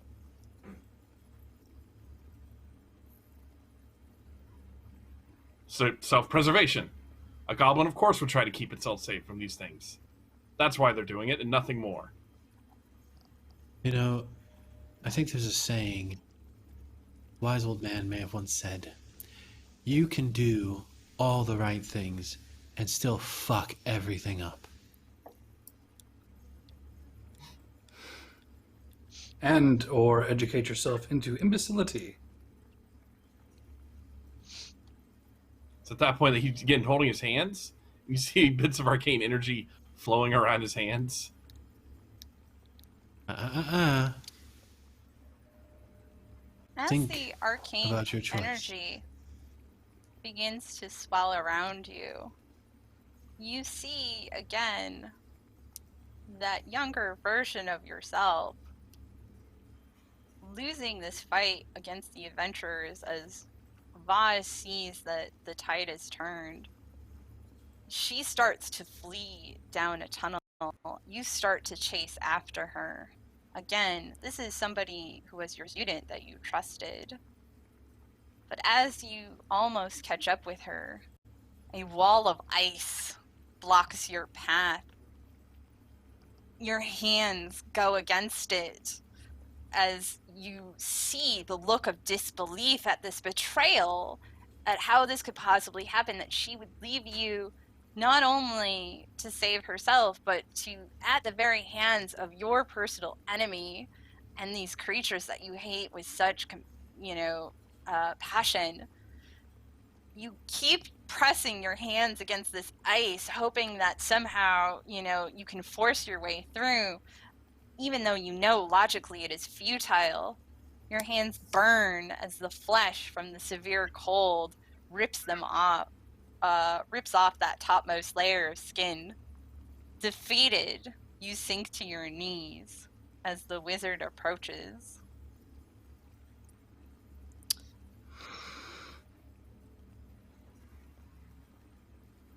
It's Rune that's approaching me, right? Or approaching the other version of you. Oh. Is he going to strike you down? Take his vengeance Seems to be too much of a... He did that to himself. It is not with vengeance that Rune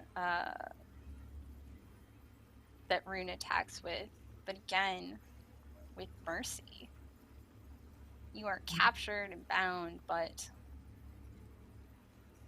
what is holding you down in this moment is the weight of that guilt, that you let that ambition, that you let that jealousy, that rage control your life to this point that you almost lost everything.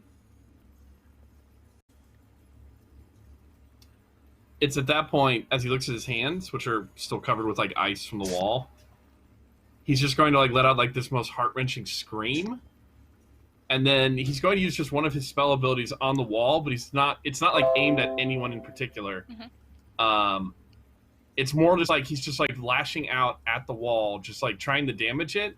But as you see him, each time he hits the wall, he just starts to like, it's like less intensity, less strength, and you see he's crying really hard until he's got like that gut-wrenching sob, and he just kind of bends over holding his sides, and you just hear him say all like over and over again, it's like, it wasn't my fault, I didn't mean to break the promise, it wasn't my fault. And he is just sobbing as just these tears are hitting the floor, and he like just in the middle of this room with everything that's going on, he is just brutally just like, his heart's been torn open, all of his emotions have come out, and he is just a wreck. As that smugness he had earlier, the annoying smugness he's insulted you with like throughout this whole like adventure we've been on, drops hard. And it's almost like he's a kid again as he realizes that, oh man, I screwed up. I screwed up really big. And I don't know how I can fix it.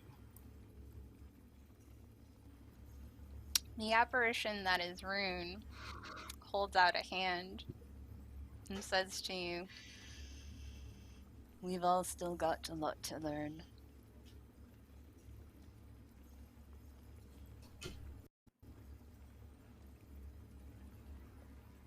At that point, he just kind of weakly puts up his hand and takes runes. As you take Rune's hand, the vision of him fades away, and you find that arcane tome in your hands. It flips open, and there's a very familiar spell within it. You recognize it as the very first spell that your mother taught you. Again, as she was teaching you how to read and also how to harness this ability passed down from her bloodline. Do you read it out loud? I do. So as you read it out loud, the arcane energies begin to swirl around you. Everyone can feel, again, just that sense of completeness, as this is that other piece of his soul being reconnected to its keeper. The arcane energies swirl around him, creating beautiful bright lights and colors. Again, a simple cantrip that one would teach a child for their own amusement. But as all of you watch, as you, Coriolanus, are brought back to those memories of, watching those dancing lights with your mother, the lights begin to form into a wrought iron door. This door seems to speak to Kay.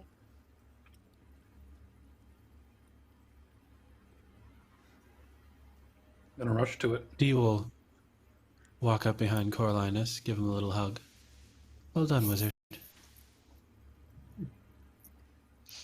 Coriolanus is currently checked out at the moment.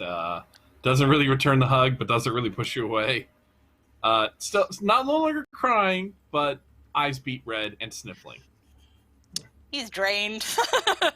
He's had a day.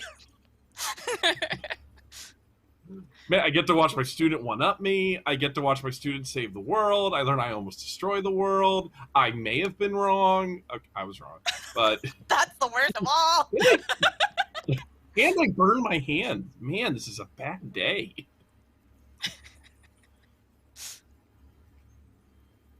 All right. So, yeah, you have a door stands before you. Do you guys go through? All right. Who gets to open this one? I'm rushing to it. Open it immediately. Excellent. Okay, cool. So as all of you rush through again, the same feeling of fog, but this time, you can hear other voices within it, and for those of you paying attention, it kind of feels like these may have been the lost souls of others who failed these trials. You hear like various iterations of, it wasn't my fault, I didn't do it, I'm not responsible, I should not be punished, those sorts of things, just echoing in this mist of people and things you can't see. But for Kay, it's something different. At this point, you were brought to a table, back room at a bar, a space that is in one of the outposts between Kovlar and Sagarak. At this point, you have risen to be one of the leaders of Kovlar, one of the guild masters, but it's been a heavy burden to bear. Dwarven hours are long and hard. You guys work like a dwarven workday is like 28 hours, and you guys work like 22 of them. But more than that, it is just that feeling that this greatness that your father promised you as a child is so outside of your grasp that no matter what you do, all of those hours of toil, they'll only amount to basically maintaining what you have. But even then, not so much, because every day that goes past, things begin to wear more and more. The population begins to wear down more and more. The despair that people feel from just being without hope, without inspiration for so long, begins to start to cut at the heart of your people. A red-haired dwarven woman sits across from you. You know her name to be Kelda. You know that she works with a group that has untoward ideas, radical ideas even. They don't sit right with you on a moral level, but her offer is compelling. Her offer shows promise and merit and warning. She is offering you Kovlar to rule absolutely, to give you the resources you need to make it something great, to make it something prosperous, beautiful and strong and powerful again, to make all of those dreams that you've had come true. You've become an alcoholic at this point because it's just been so hard to handle this unending mundanity. But this is the first thing in a long time that sparks that hope within you. All you have to do is let her in. You see yourself shaking her hand across the table. You see the pendant of Droskar, the dwarven evil god of toil, wrapped around her neck. You know to be hesitant, to be wary, that this is a warning sign, but it is too late. The compact has been sealed. When you return to the present, all of you are within a forge. You see, but it is not just any forge. This is a forge where the people here are not working by choice. They are slaves. You see slaves captured from all regions, elves, samsarans, kitsune from overseas, and even, to your horror, a few of your own people. This forge that they're working, you can tell with your eye for craftsmanship that it doesn't seem to serve any purpose. It doesn't produce anything. It doesn't power anything. It just exists for the sake of existence, for the sake of these people to give their lives and their labor and their suffering to power it. An endless cycle.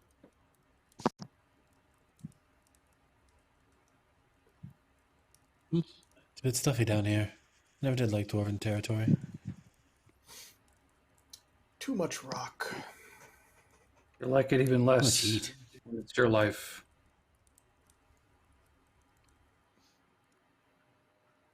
Is this your place, Kay?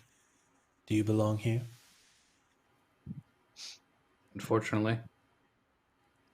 Are you I've the never reason been those to a people are dwarven spinning that village. wheel?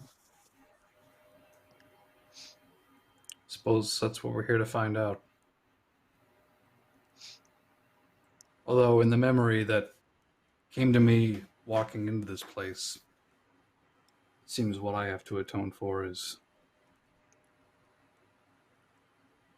going through a life where you're treading water, trying to save your people. It looks like I made a bad deal, and instead of letting my people die slow, took a chance.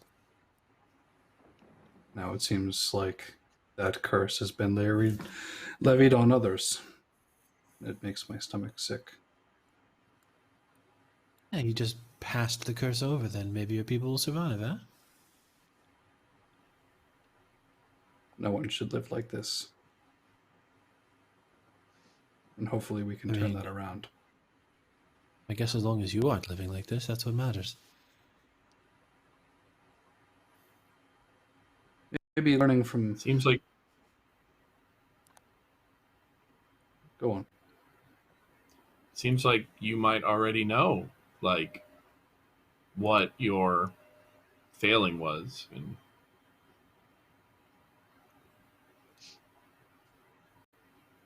Maybe I knew it at the time, too. Maybe that's worse of all. Coriolanus kind of looks down, hugs his book a little bit harder. Wallowing in guilt from day one. Interesting.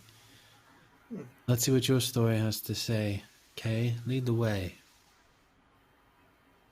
Suppose I'll try and go find Hilda. See what's going on.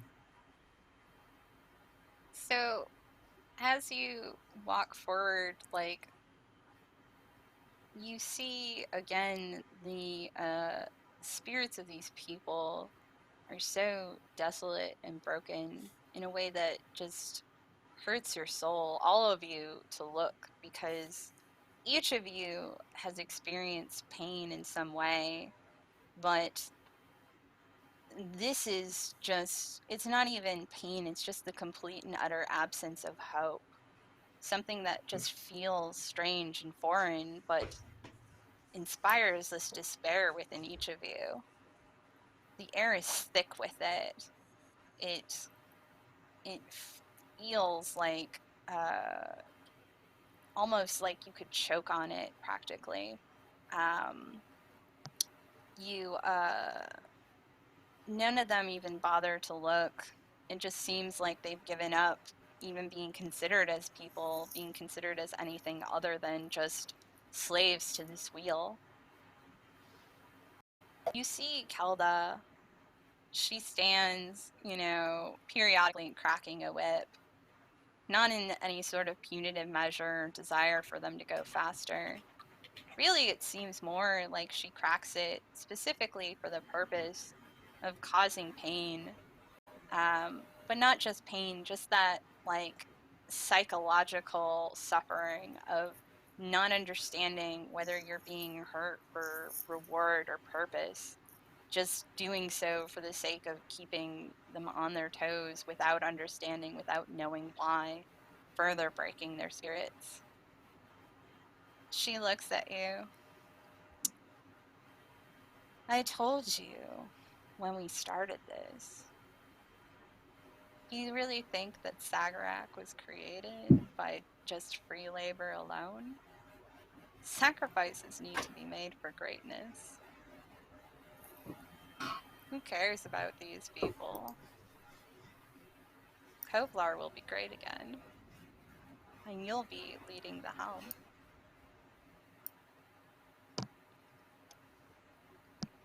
No. I think not.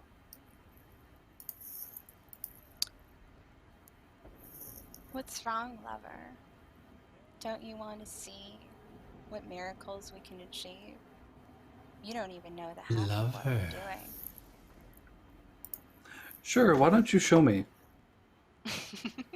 Just got spicy. With that, she snaps her fingers.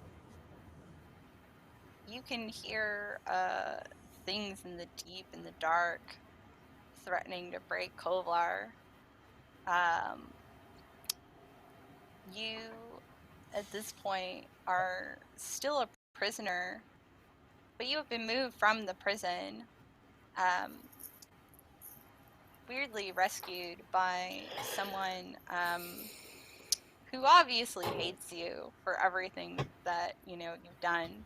But you see as, again, that same dwarf that slit your throat stands defiant on the walls, leading your people, being the leader that you wanted to be, that proud hero of the dwarven people, as he fights with a celestial figure against creatures of the abyss.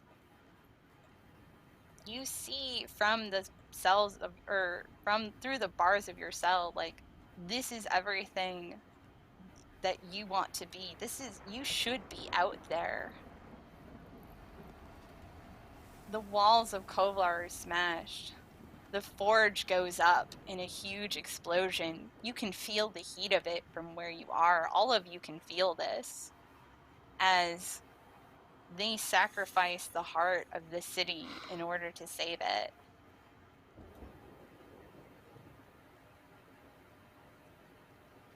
It's what needed to happen. You know, I just wish I was the one doing it.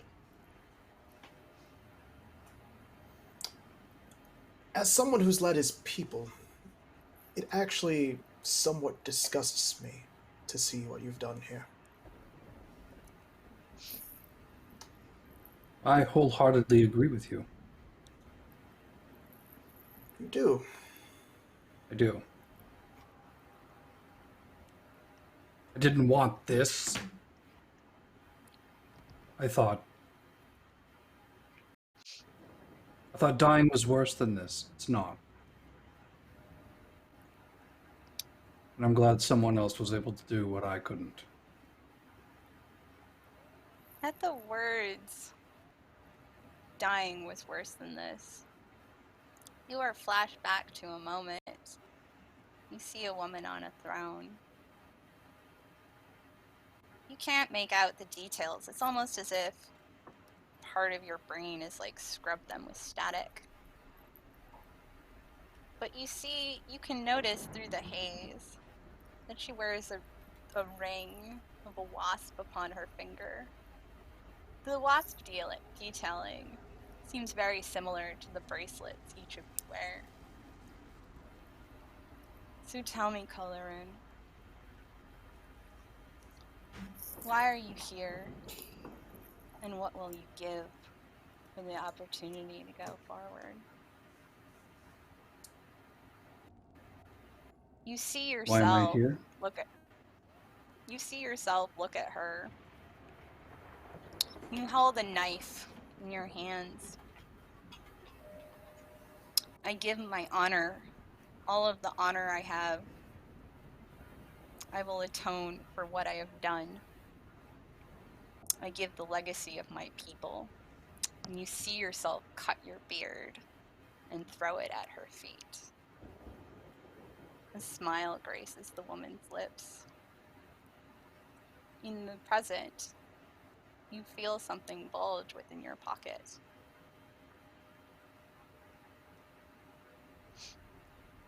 Pull it out if again. And is the remnants of your beard tied up with an elegant black and gold ribbon.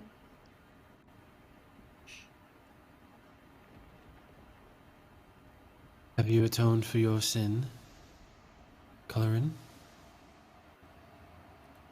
Maybe I did whenever this vision was, but I surely don't feel like I did now.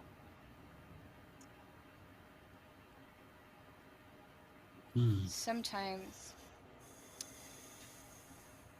that is the best path for atonement. It is hard. It is difficult to walk. Your burdens are heavy. But that you are willing to walk it says much about your strength of character.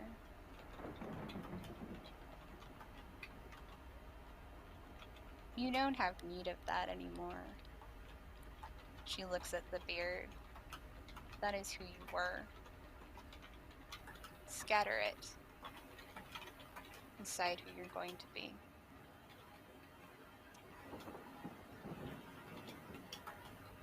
If I have anything to make fire or anything, I would light it. Take the ribbon off and throw it to the ground.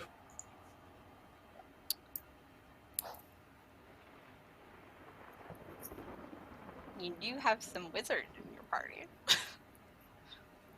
As well as a eldritch rogue.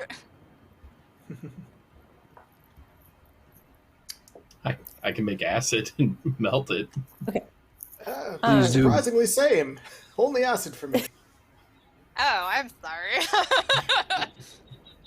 Destroy this. Well, we can make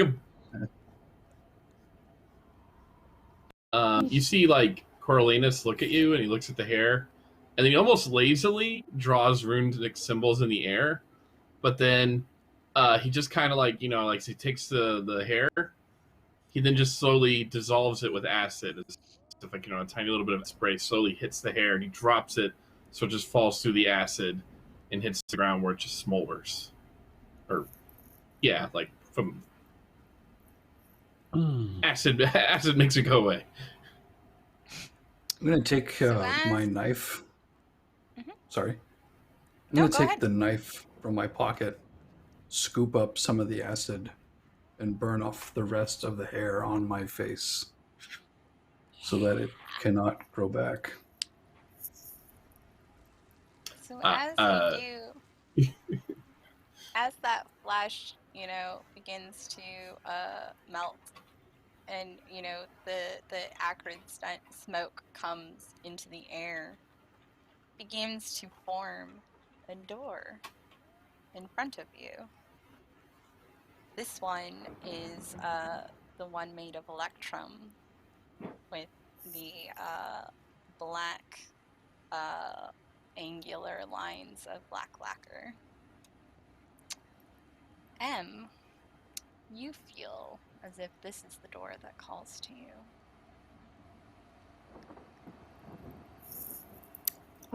She just pauses and stares at it, looking at Colorin as he burns his skin and the rest of the hair off of his face. And doesn't say anything as she just walks forward and pushes the door open. 6 sinners this party be, then found peace, then 3 found peace and were free. Then there were only 3. Oh, I am so waiting to see what your secret is. So, are there any once again... Oh, go ahead. I was going to say, are there any of the people that are still around here, like the broken soul kind of thing, or did that get resolved? The time skip? That got resolved with the time skip.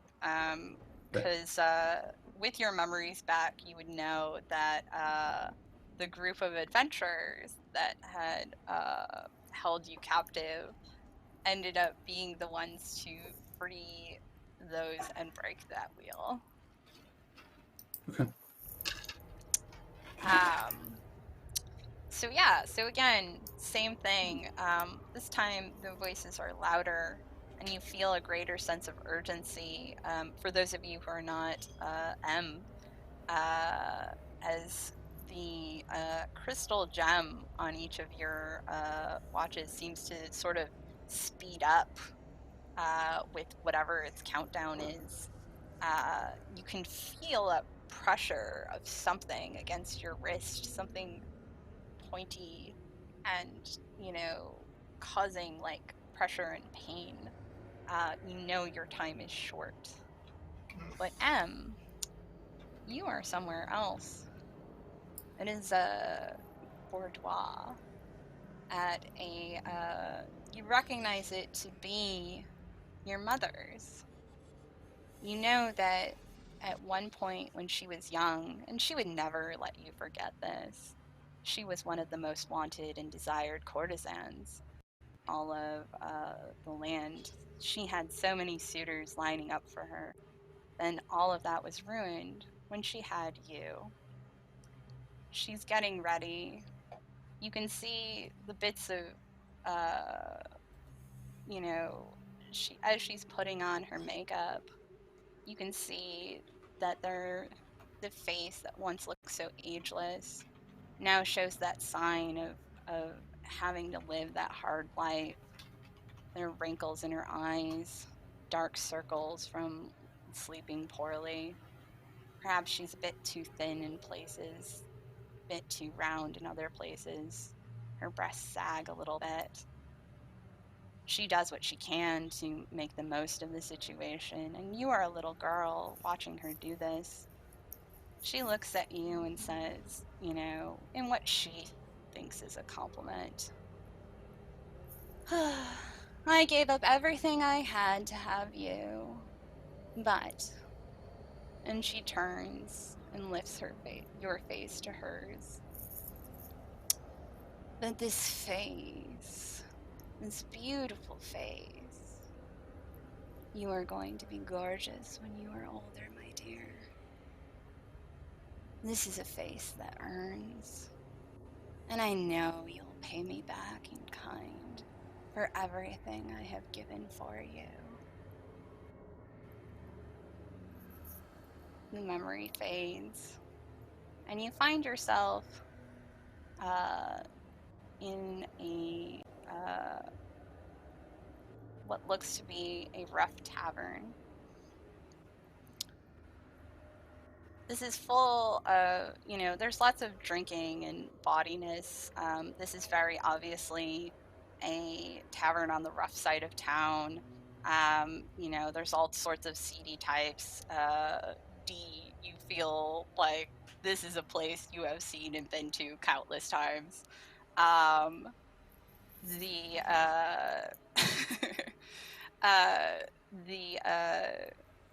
Again, there's gambling. People are just like taking advantage of the waitress's goodwill and getting slapped and in kind. It's basically a more R-rated version of Tortuga from the Pirates of the Caribbean movies. So yeah.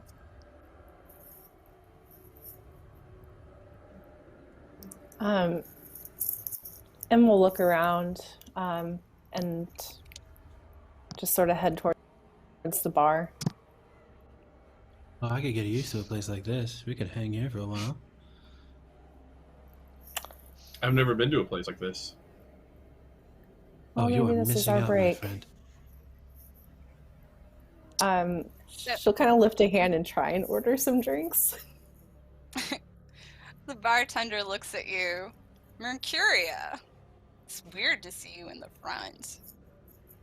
Mercuria. Danzig is in the back room. You know the place. I'm surprised you're not on his lap.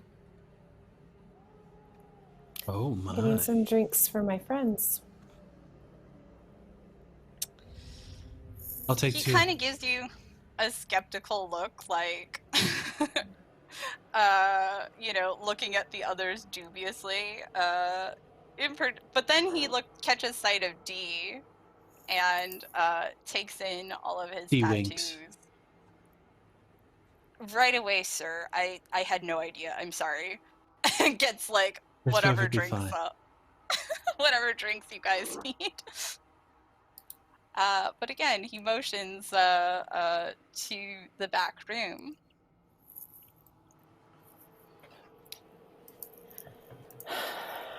I cannot wait to see this, Em. Please, lead the way. Don't worry, I'll We give should you a hug finish our too. drinks first.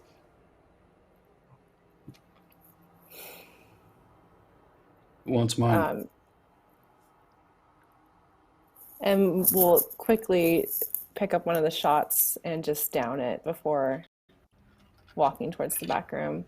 But then she'll turn around and grab Colin's and drink his too, and then continue on. He will have his drinks and follow, just smiling. I pick up the shot glass and I slowly taste the drink. Carlinus doesn't know how to do shots. So as you Slowly head back, drinks it. as you head towards the back room, it's almost strange. The sounds of the bar seem to fade around you guys, and you don't even have to open the door. It just, again, it's like that shift before you where you are there. You're watching this scene unfold. It is a man who, is human and has that kind of brawler look to him. Big shoulders, muscular build. He looks very similar to D, but it is obviously not him. It's the resemblance is superficial, but he does have very similar tattoos.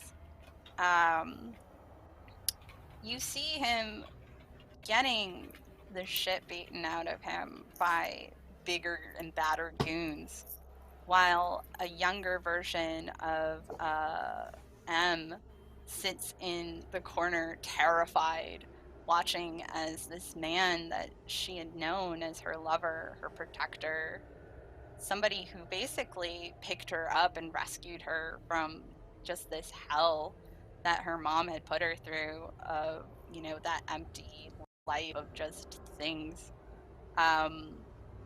just getting beaten viciously as these goons are yelling about debts that need to be paid. His head lolls as he looks to answer when somebody demands more money and how they're going to get money. And he looks back towards where M sits. You can have her, he says. M, you feel this deeply in your soul, as if you're experiencing it all over again for the very first time. Just that complete and utter betrayal of this person that you had loved in the passionate, blind way that only young love can occur. As he just discards you. Yeah. When M had first walked into the room, it looked like she wanted desperately to help him to end this fight, somehow to do something. And she just sort of freezes in her tracks, watching this all unfold again. Like her hand instinctively, like going to her chest, as if she could like hold her heart in. She's over again. There's David stands something behind from crash. this. There is a No one crash deserves that, little M. from the window as a woman dressed in black with accents of yellow breaks into this space. Daggers fly out, catching them in the throats of each of the goons. It doesn't even appear like she's moved. It's just like the perfect epitome of that beauty of motion and violence in one package. Daggers fly out and catch your former lover in the knees. He bends, he collapses immediately as his captors have, like, the life is already gone from their eyes. The woman stands and removes her hood and pulls down her masks as she regards not the young child version of M, but you, the modern day one.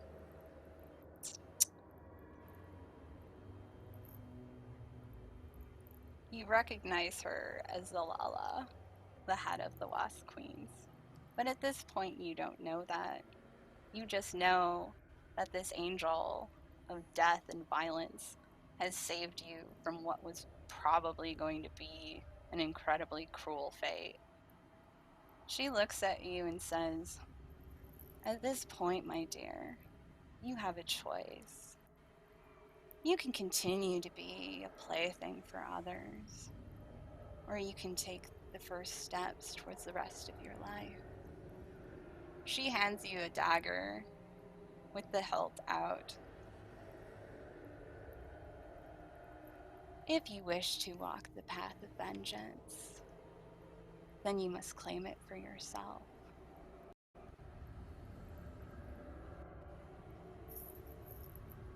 And this is to modern V or M.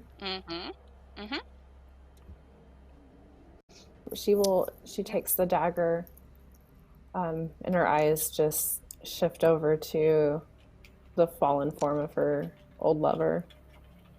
He looks at you and he's like, hey, I know what I said. I didn't mean it though. I just, I was gonna get you back. I mean, I had to pay them off, and then I would have gotten away, and then I would have come back for you. I promise, baby. I promise I would have come back for you. I swear to God. Don't think twice, love. Enjoy. Do it. Or is this your choice? Is this your moment of guilt and sin? There's no guilt in this. I tend to agree. And she'll walk forward very purposefully and bend down, pushing the blade slowly into his gut. Not even a killing point yet. Twisting it. Just watching his face as to see if like that betrayal from him is there too. She's just trying to make him feel the way he made her feel. He likes to take it slow. I can respect that. Kind of. Feel the blood pour over your hands as it did all those years ago. It almost feels like a baptism. As his life leads, the life flows freely from his body, you feel it break those chains that bound you to him. Alala looks over at you approvingly. I don't care who you were, darling. Mercuria is who you are now, and you're mine. She offers you a hand as the creature, or as your former lover finally breathes his last.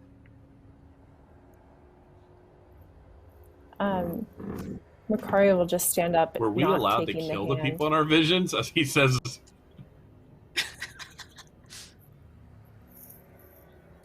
I believe we were allowed to do whatever we wished. The choice was ours.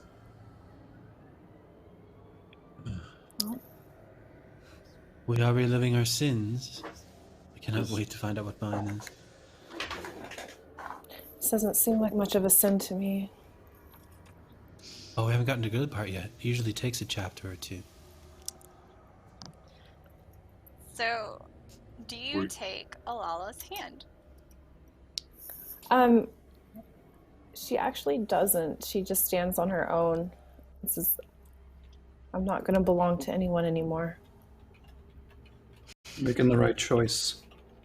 I made that mistake. But you know that while this was that is your choice now, you gave a different answer then. But the world begins to shift. You find yourself overseas at Cowling, and you have been hired to aid, again, that investment of Olala's, Vesprin. You found her to be charming, but like in a strange way, because while both of you have these similar upbringings, she seems to have something that you don't. For whatever reason, she seems to be that epitome of freedom that you desperately wish to have. But worse off, and the thing that drives you more mad, is that you realize that this person has Alala's attention in a way that you don't. You've just completed a heist. The party finds themselves standing on a boat. It's more like a barge, really, like as they are fleeing, floating along down a river from a sleeping castle. Lights begin to go, but they're too far away at this point. There are heaps and heaps of gold and bars just around them. You know that this was a job to fund the war effort, a war that was actually started by a celestial that you know of as one of the lovers of the Vesperin. You feel elated, just this adrenaline rush of excitement, and you can, and again, everybody can see that, like, there is that look of, like, yes, we have completed something amazing and impressive and, impossible even. And you want to share it with the Vesperin in the way that only Callistrians can, which is just, again, working off that ridiculous adrenaline rush with something more consummate. She looks at you when you make your offer, and you can see in her eyes that she wants to, but there is a hesitation. She holds your hands in hers, but instead of pulling you closer, she lets you go and says, I'm sorry, love. I got someone waiting for me at home. And you feel this again in your heart and your soul, just that rejection, that feeling of betrayal, that, like, you were so close to being the same, and yet this mirror of you has found something wanting in you, despite everything you've been told about yourself and how beautiful and amazing, and just, like, that you have this face that can charm anyone. You once again feel like that scared little girl who got rejected for not being enough.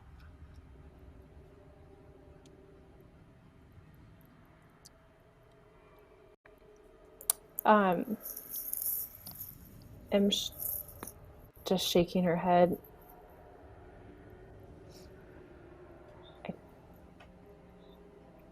There's No, right nothing there, to Em. learn here. No, this is a waste of time. Oh, so far, we've been through 3 of these. Not one of them was a waste of time, dear. So, think long, think hard. What's the secret Watch here? you burst. What's the lesson? The vision shifts again. All of you are on a rooftop. You're watching as Mercuria is sits at a bell tower. Across the way, the Vesperin is perched on another rooftop. Below them is a promenade. A parade is passing through. You know it to be one of the leaders of Colleen, one of the rulers of these thrones. You were hired specifically to assassinate that leader, but you find that your arrow shifts instead towards where the Vesperin is. Her eyes are focused on the oncoming parade. She's completely unaware. She assumes, like you, her sister, that you will be set and safe. The plan will go off without a hitch. Your finger hovers on that trigger. In your mind, you press it. An arrow flies. It hits her squarely in the throat, puncturing her right through. The perfect shot. Clearly a killing blow. Her lifeless body falls to the ground and disappears into the mist. You wonder if you pulled that trigger intentionally. You tell yourself your finger slipped. You can't help but think about Alala's words, that she was an investment, that your life was more important than hers. That feeling of rejection, that feeling of emptiness that sits within you. As all of you watch from the rooftops. Oh, go ahead. Oh, Would M remember if she had pulled the trigger or not in the past? Basically, again, you know that the arrow flew, but you're not sure if it was a thing where you intentionally pulled it or your finger just slipped. Like it's one of those things where like you tell yourself that like your finger slipped, but in your mind you're pretty sure you pulled that trigger. Oh, wait, so she did shoot. Yes. Oh, okay. No, yep. Yeah, M's just watching, just like, again, this wasn't a wrong decision. Oh, another one. Am I going to be just like this? I probably will. Oh, you will.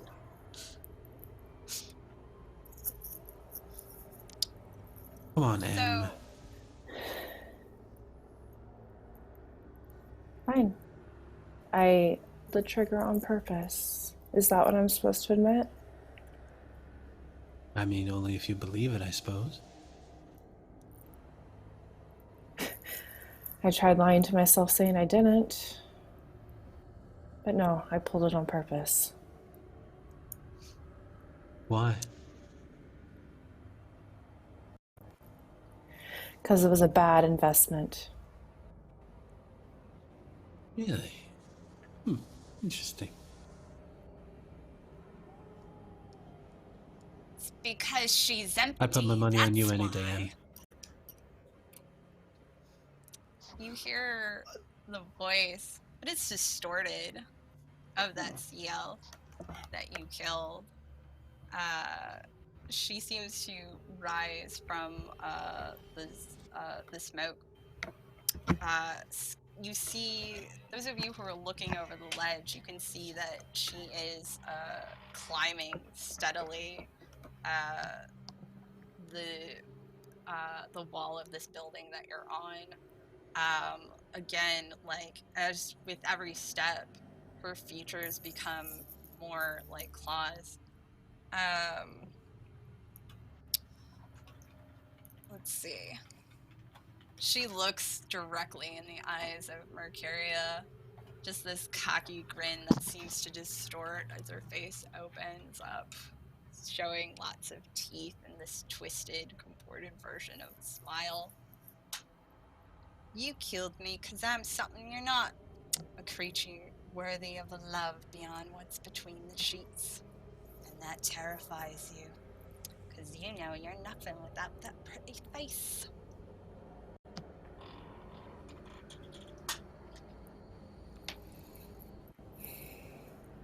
Em will flick a dagger out of her hand, just sort of holding on to it.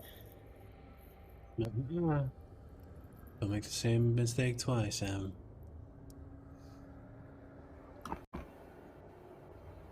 Is it truly a mistake to finish what you started? Exactly. Just cleaning up the mess. If it was a mistake in the first place, sure. Listen, like I said before, twice over at least, I think. We're all in the same boat here. All If you right. put a hole in this boat and we all sink, I'm gonna be pretty pissed. V looks at Mercuria. You murdered a sister. For what? Did you truly lose yourself that deeply? I don't think she did. I mean, Our and faith is about Carolina still looks control. pretty depressed.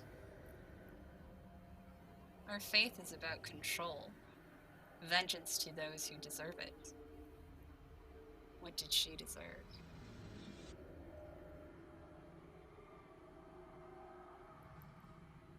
I think we all set ourselves on this path for redemption for a reason. I think we all chose to be here. At those words, you see a vision of yourself. again, you still have that perfect face, but you are also standing before that throne. You can see that the details of this person, like there are wasps almost nestled against this person, like, you know, like they're not even there, but like they seem to be a part of her, you know, just flying about. And, you know, it is very clear to you as a Callistrian that this person is very blessed by the goddess. She, like, seems bemused by you, but, like, there's just that hiss of, like, disdain. You killed a sister out of loss of control and defied our orders. You made all of us look like incompetent fools when you botched that job as well. All of this is your fault, but more importantly, anathema to our faith. What are you that I should give? Why should I give you this opportunity? What do you have to offer me beyond that pretty face? And you see yourself in this moment, that stirring of rage, again, calling forth that time when you freed yourself from the bounds of what you once had with your lover. You claw with your bare hands those scars across your face. Now you can have my pretty face. The dream fades. What are you gonna do, Em? Try and kill her again?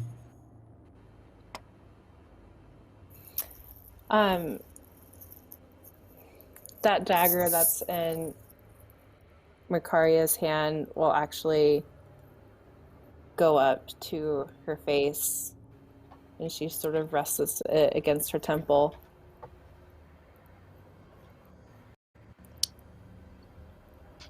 No, You I see a remember. reflection. Yeah, she looks at the reflection for a moment. It is a reflection of yourself before the scars. It seems to mock you almost. Because you know again in your heart that that reflection is just empty, meaningless. And that you can be something more than what everyone else has told you you are.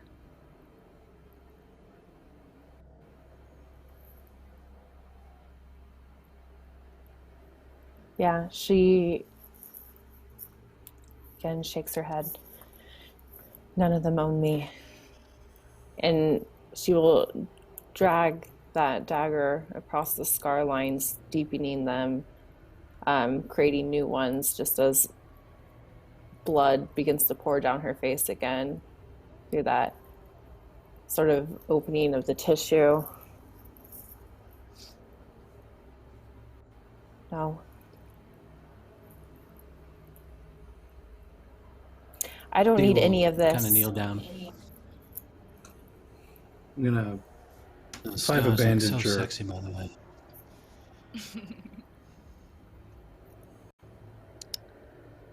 If I have a bandage or anything clean, I will hand it to Mercuria. Oh yeah, and you're also a cleric, so you can also just lay on hands if you wanted to, but yeah, you have a med kit, everything you need.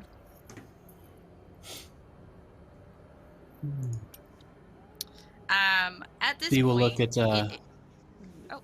at Dee will look at Go V. I guess it's just the two of us. Indeed. Yeah. But Two at sinners this left. time, it is midnight, so I want to ask, does everybody cool with staying an extra half hour so we can finish? Or do you want to hold it off for another week? It is Memorial Day tomorrow, so hopefully you guys have the days off. But I want to confirm if anybody has to go. Are you good, Rick? I have got to see Dee's backstory. Okay. I will Okay. die if I don't get to see his backstory. Okay, cool. Is everybody having fun so far? So good. Absolutely. Yay! Awesome. Okay. Yeah. So again, as those droplets begin to fall,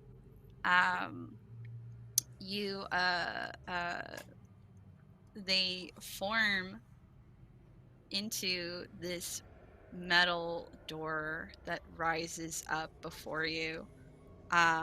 Again, it is very much battered. It looks like it has taken a beating. It is not pretty. It has that smell of charred flesh and smoke attached to it. But D, you know without a doubt that this is yours. He walks up to it, sort of puts his hand on it, turns around, sort of flexes his vest a bit. I guess it's my turn as he walks backwards into the door, his arms outstretched. See you all on the other side. Oh, I've got to see this. I just hurried through. Mercuria, if you want, I will. If you want, I'll lay on hands your wound. No. If you wish, I could give you some healing that wouldn't take the scar away, but maybe stem the bleeding. No, let's finish this. She'll let the dagger just like clatter to the ground, leaving it behind, and walking through the door just past them. Noelani will I'll walk follow. following. So Thank- again, at this point, for the rest of the party, you can see more clearly like how many people have failed these trials and just been utterly lost within them. You can feel like that as the timer counts down, your odds of being closer to them just, like it becomes more dire, more desperate. But for Smith, you see yourself, again, you're in your home. Your wife isn't there, but your daughter is. She's about 6. She carries a doll in her hands. She looks at you as you're about to leave. You have more tattoos than you did then. You seem a harder man than you did then. You resemble closer to what you are now. She looks at you with those eyes of a little girl trying to be a big girl in this moment for her dad, trying to hold those tears back as he's about to go through that door. Just trying her best to be strong for Daddy. You see yourself promise her that you'll be back in a few hours. And to just watch the house because she's a big girl and you trust her to do those big girl things and take care of herself. She nods at you solemnly. Yes, Daddy. But again, she pauses as she holds those tears back. And she hands you that doll. Please take Princess Powerful with you. She will protect you from whatever it is you have to do at work, okay? You feel your heart break a little bit from this gesture. But outwardly, there's a smile on your face as you reassure her, little Andy, that Daddy will come home. He promises. The scene dissolves as the party is taken to the streets of Nidal. You seem empty, ghostly. And again, Nidal is a dark place. It is, once again, made from the plane of shadow, that pact that the citizenry made with the evil god of sadism and pains on Cthon is just pretty much a part of the stones of this space. It is made of suffering, a joyless, terrifying existence for those who are not among these nobility, among these elite ruling classes that basically use the peasantry for sport, for lack of a better word. Any citizen that, walks the wrong way, thinks the wrong thing, or seems too happy for whatever reason could very easily be abducted and killed for for their own amusement. Again, to just further the suffering that their god craves.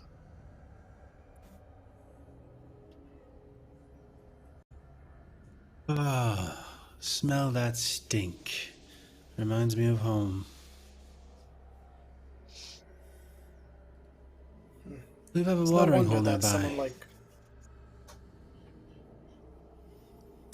It's little wonder that you feel at home here.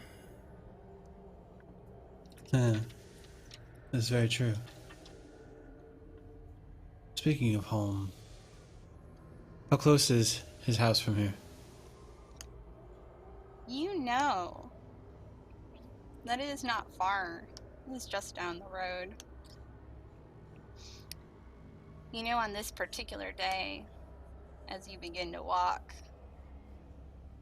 you had won a really big fight. Your hacket is heavy with coin. You are excited and elated to get home and share this with your wife and your baby girl.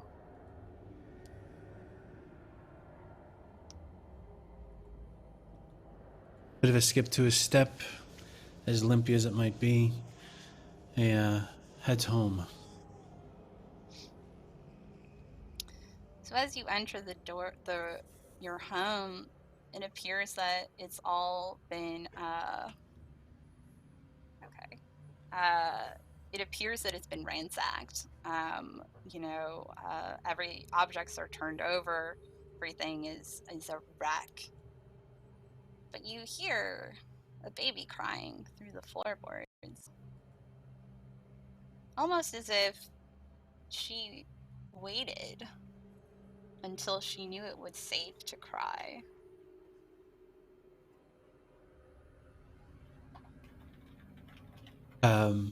Dee's hands just sort of ball up into a fist, white-knuckled, as he walks over to the hiding spot.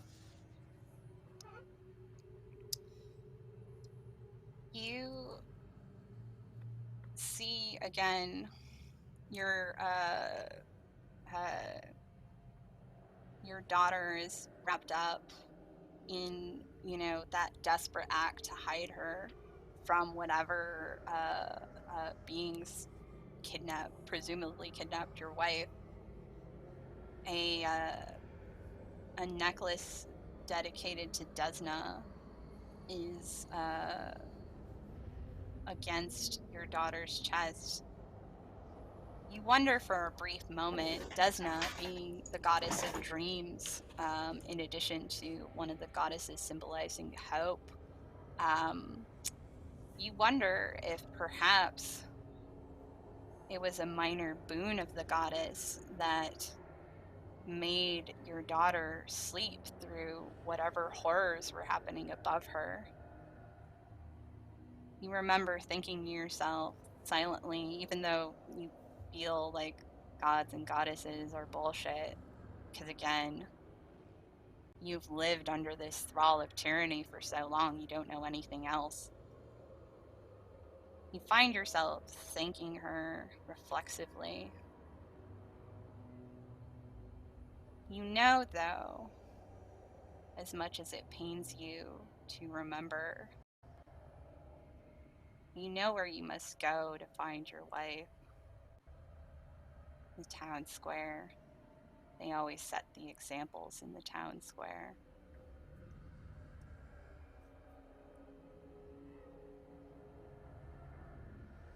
Ah, how I miss this town. makes my nethers quiver. I don't think we much Yeah, want to hear too. anything about your nethers.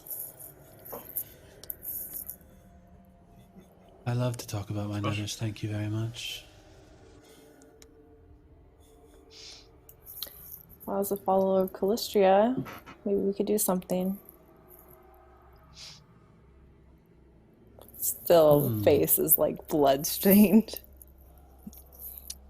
As I said, scars are sexy, Em.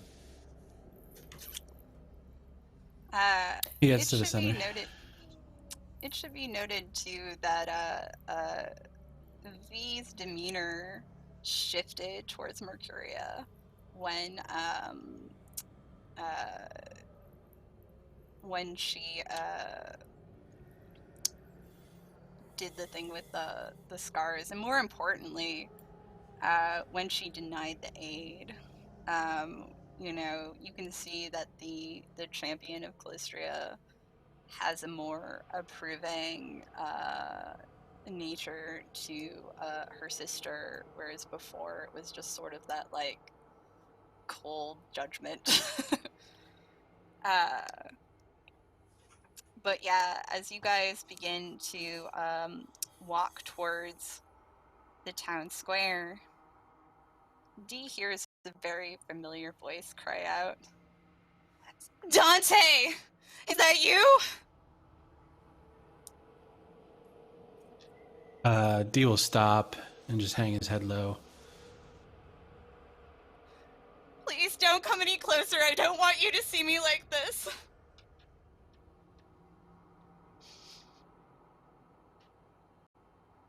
Again, his fists will sort of ball up as he continues to walk forward.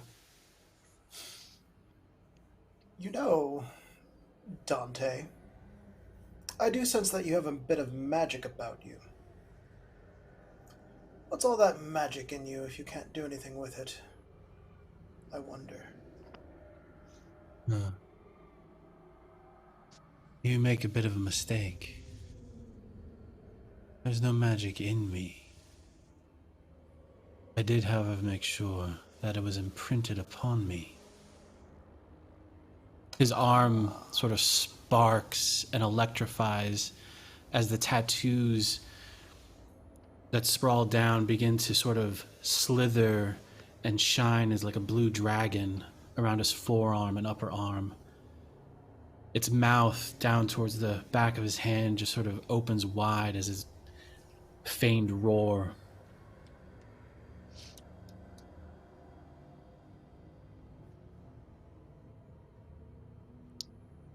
I dislike magic, but it does have its uses.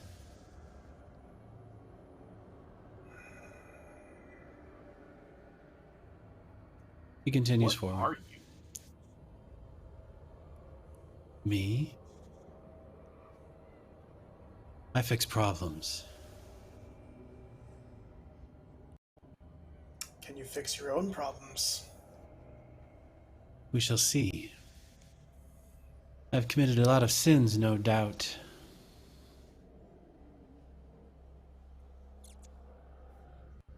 As you approach the town square again, your steps feel heavier and heavier because you remember what this was, even if your mind hasn't quite caught up to it. You remember the visceral feelings of it, and almost like a sleepwalker, you continue going forward. You know that this town square is where they tend to take the leaders of the rebel cells, the very few and far between, the sad bastards who think they can actually make a difference somehow. Particular care and attention is given to the worshippers of Desna, for she represents everything that is anathema to Zon-Kuthon. You find your wife splayed out like a trophy among other corpses that have met with similar fates in the past. Her arms are outstretched as thorn chains encircle them. Her chest is ripped open, almost exposing her inner organs. You know that it's only by some dark magics that she is even still alive, when by all rights she should be dead. You can see in her eyes that brief moment of hope and elation as she beholds your face for the first time as tears stream down her face. But then she sees your look of pain, and the pain that she feels that she must be experiencing, the great agony of it all. It seems to quadruple and fold as she just lets out this gut-wrenching cry, just ashamed for the one she loves the most to see her in such a state.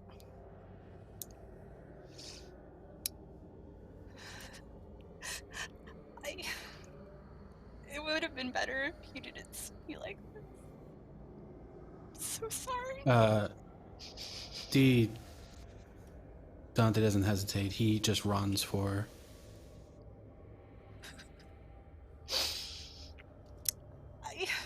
I got caught. I didn't.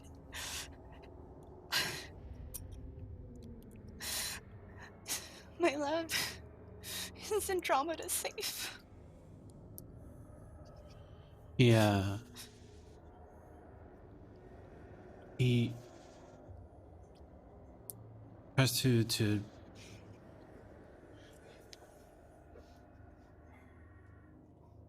adjust her or hide her from the public displays as best he can, not really having too many means to do so. And he just shakes his head. It's all right. The more My dream. you try to adjust her, the more the chains seem to dig into her further as she cries out. He gingerly touches. I'm sorry, my dream. I'm sorry. I'm sorry. I should have. No. No, shh. Please, I don't know how much longer I have. Promise me you'll take care of our daughter. Every day. And she's my dream. She's the hope that we can do something with this place, that there's more to life than what they think they keep telling us. Promise me you won't let this change you. I did what I did because I knew what would happen, because it's important. People need to have hope. My dream. You were my hope.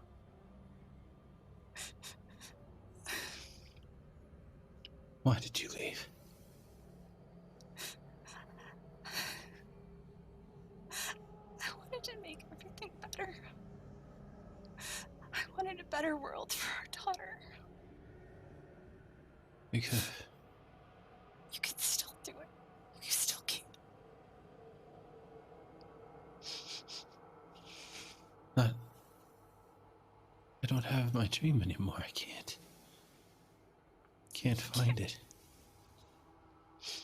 My love, you've always been my strength. It's because of you that I've been able to hang on this long. And I need you to be strong one more time.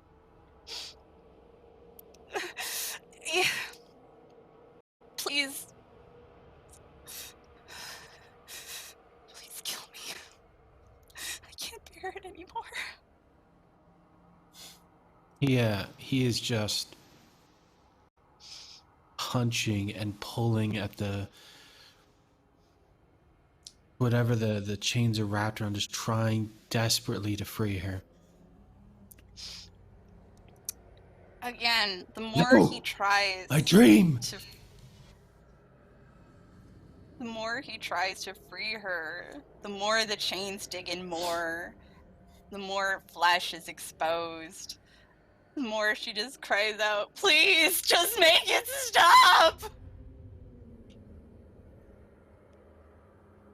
Yeah. Crying himself. Just sort of slumps. He's now just kneeling in front of her.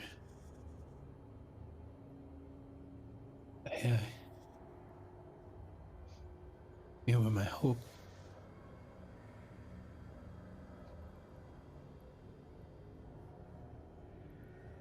I will try to keep it alive. But I'm just a fighter. I would have protected you.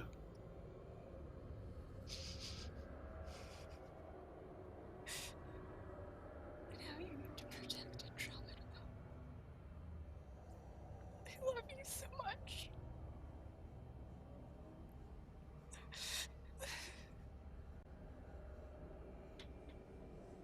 Yeah. He'll meet her face and give her a kiss as he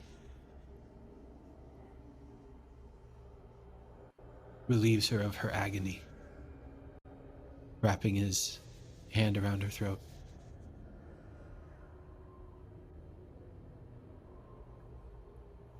As she dies, a tear rolls down her cheek. But she whispers, "Thank you," and dies with a smile on her face, suspended in those chains that refuse to let her go. The scene shifts, as now you have, you realize that at this point in time, you are outside a large building. You know it to be the Exchequer, the place where all of the money of these nobility resides, all of the wealth. Destroying it is a crippling blow. You see your crew, a large orc man that you know to be Tusk, and a woman with reddish hair who kind of looks like Mercuria, but you know, she has more of a snub nose and a common bearing. But, you know, that similar dangerous sort of wild ride.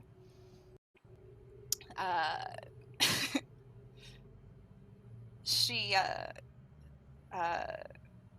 you hear yourself saying, "You're sure all of the civilians are out?" What's a civilian? You hear Tusk say. The woman you know to be Ariadne, she sort of jabs him in the arm. All of the normal people. I don't know. I think so, but, you know, I'm not really gonna know until I get in there and set off the charges. You hear yourself saying again, "You're gonna come out, right?" She gives you a sort of devil may care look. Whether I come out or not, it doesn't matter. What matters is these fuckers can't keep doing what they're doing to all of us. No matter the cost. I'm gonna see that it gets done. You know there's something to that, something she's not telling you. But in that moment, your heart burns with that desire, that single-minded desire that you just want to see it get done. You want to see them suffer. You want to see them bleed as you have bled and know that despair that you have known. You want to bring pain to those who have brought so much pain, who revel in it, and see it the lash turned against the masters. The party watches from a rooftop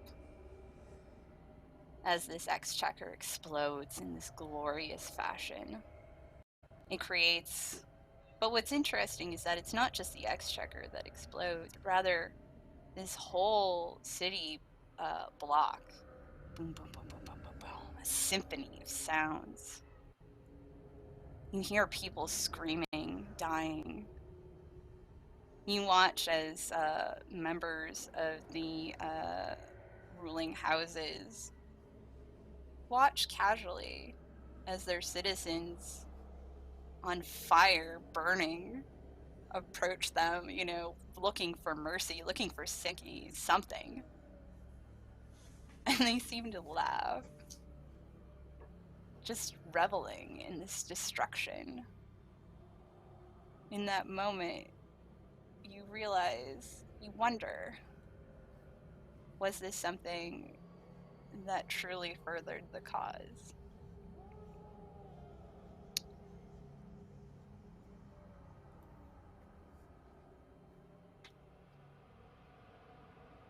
Where does Dante find himself at this point? At this point, the party is observing from above, and you are below them. You see a version of yourself with Tusk just sort of mutely standing there watching everything as you come to the realization that your face is known. Your daughter will not be safe. You look at him and you tell him flat out, go to Andromeda, see that she's safe, protect her with your life, no matter the cost.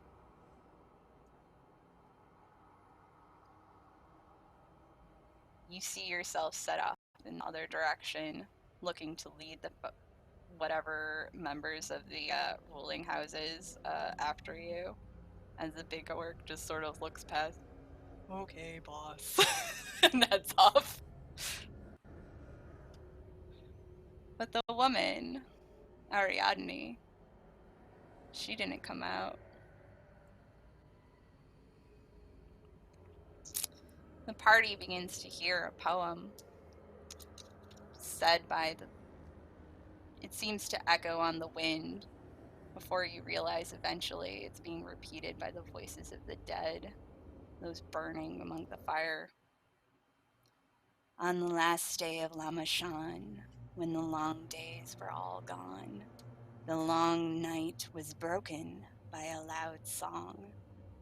The booms and the blasts, the people did gasp as the exchequer crashed and was burned. They burned. The dead rise and look at you with judgment in their eyes, Dante. We all burned.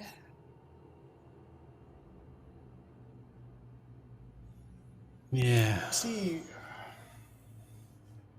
this is Yeah, why you you did. try to make sure that there's no collateral damage. You don't make mistakes like this.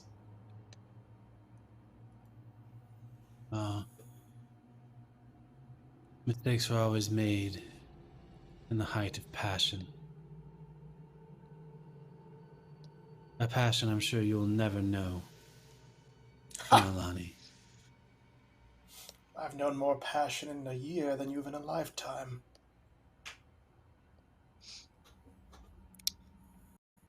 You see among the dead, a broken form begins to rise up, almost again in that sort of mockery of life, like she's not moving, but being moved by some supernatural force. There is a sound of metal against stone as loud chains drag against the ground. I wanted you to bring them hope. There is a lash as one of the chains whips against the crowd, causing an explosion of stone and rubble. I wanted you to give them a dream. Another lash, more stone and rubble. You were supposed to create a better world for our daughter. Instead, you abandoned her!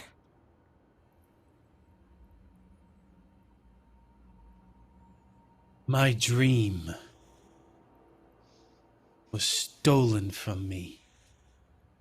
My hope was stolen. I made a decision. One I regret every day since.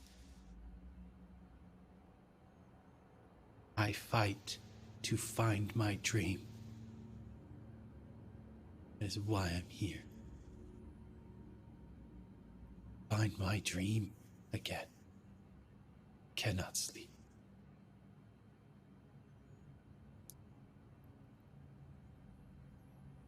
Esna won't accept me.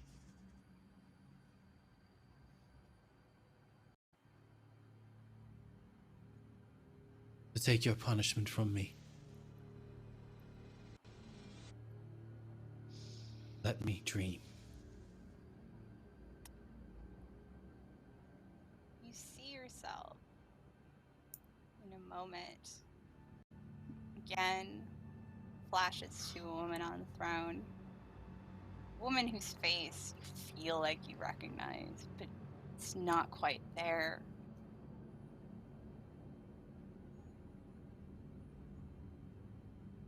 And what do you dream about? You hear yourself say, the woman my daughter has become. And what would you give? She asks.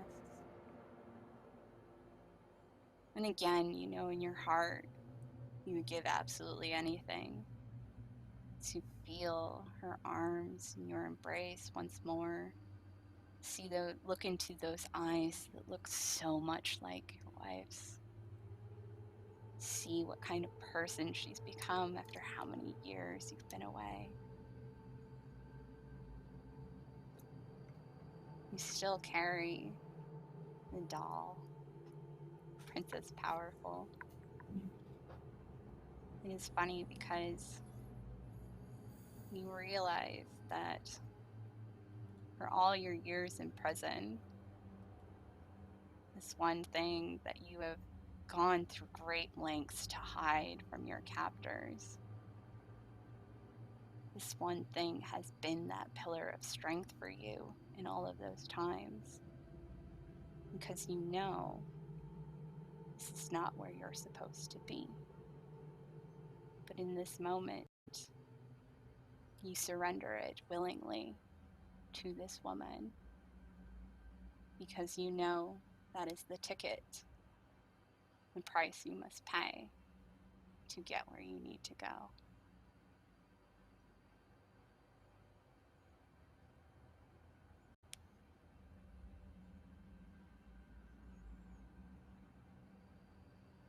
Santa just turns. Oh, there. You have seen my sins.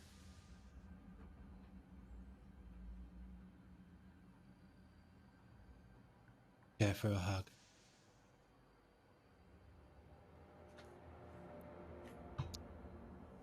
Is he offering that to the woman? Yeah.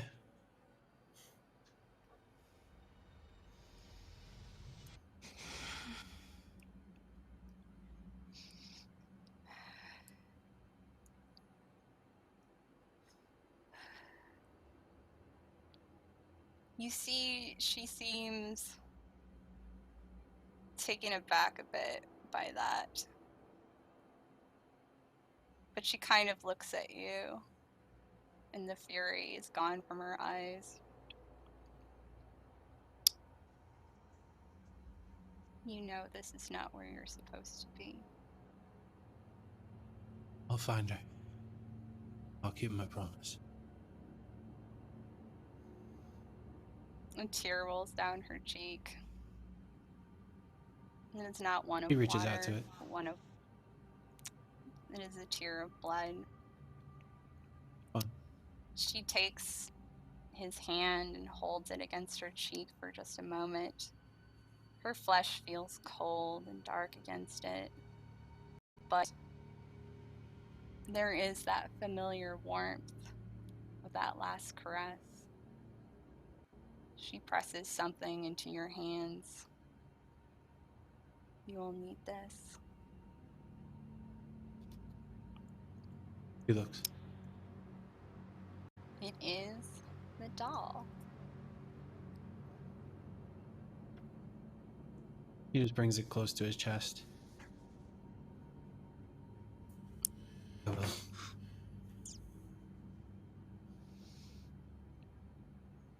Rest now. I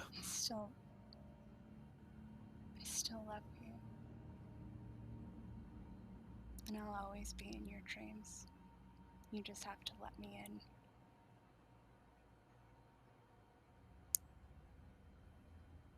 I love you too. When I find her, I'll find my dreams. She fades away, and you find yourself again in that white void that you began in. V stands in the center. Again, she looks commanding and powerful. She just observes each of you casually. Each of you was taken into my custody. All of you are prisoners of the Hive. Each of you had various crimes, various reasons that you were put here. The trials is meant to determine whether or not there is something redeemable within you, some reason we should let you into society. It is a place that is defined by the goddess Calistria herself. Only by defeating these manifestations of her vengeance, these physical embodiments of each of the sins that you have committed, only then can you truly be free of those crimes that you had committed. All of you now possess the keys to the doors to leave this space. You are free to go, but what you do from here, well, she gives a smirk as a flurry of wasps seems to again, fly from her. That is up to you. But know that the goddess has eyes everywhere.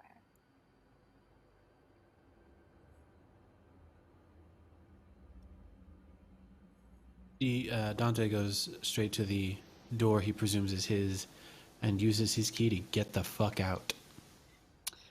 So what happens is your stuffed doll gets down on its feet and it punches it and it flies open.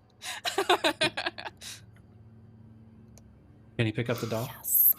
Mm-hmm. Princess powerful. All right. Oh yeah. Yeah, he totally picks up the doll.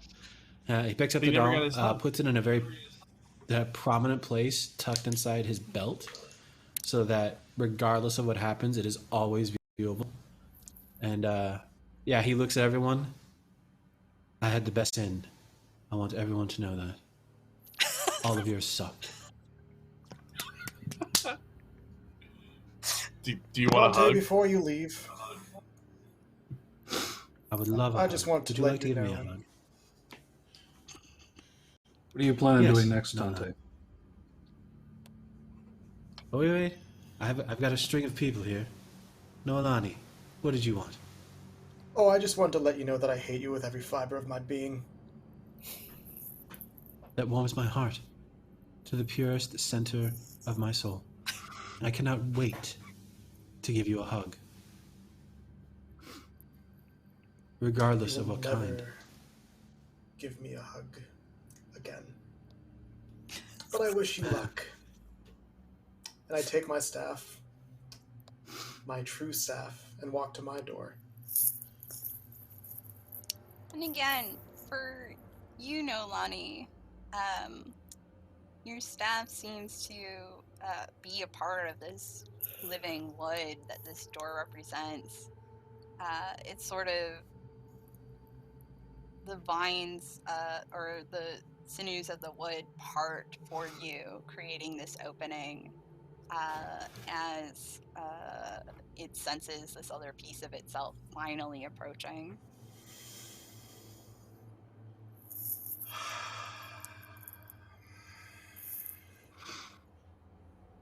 Trying to kill too many weeds, Miliani. I think I might have done enough gardening for one lifetime. As for your question, I have someone I need to go find, and I intend to do so. With my trusty sidekick, of course. Wish you all the best in that. Why, thank you.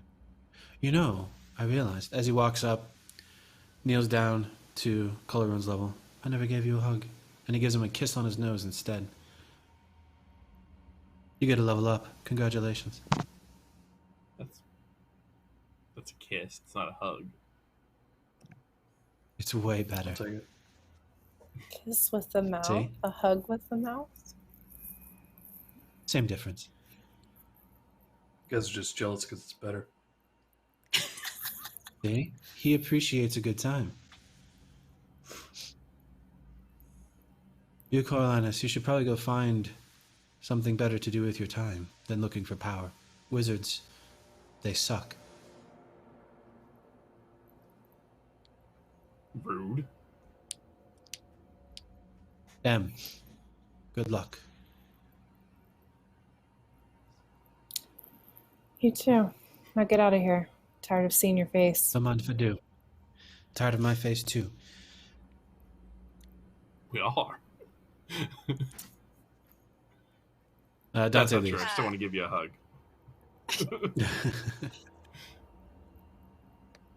So, for the others, for Mercuria, you would find, again, when you use that dagger and you, like, flip it so its mirror side ends up reflecting the door, it actually shatters into revealing its opening. For Coriolanus, you feel once again that compulsion in your book, finding that perfect spell, like that other cantrip that you learned very early on with your mom. For Colorun, you find that when you place your hand upon the metal of your door, you can sense its kinship. Like, you can feel all of the years of dwarven crafts and toil and, just honestly that sense of artistry that had been lost for so long. You realize that when pressing your forehead against it, you only need to say a word and the metal just opens to you.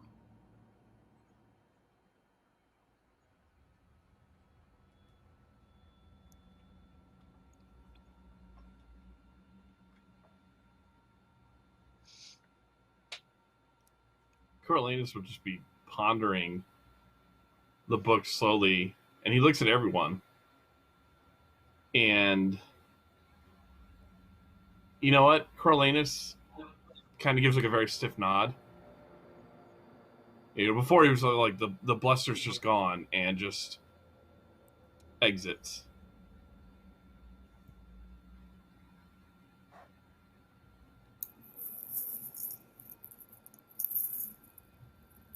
I need to Yeah, go somewhere where I can Go ahead, Mercurio. Oh, I was just gonna say, yeah, with M doesn't even look back. She's like done seeking approval from everyone else and just walks through the door.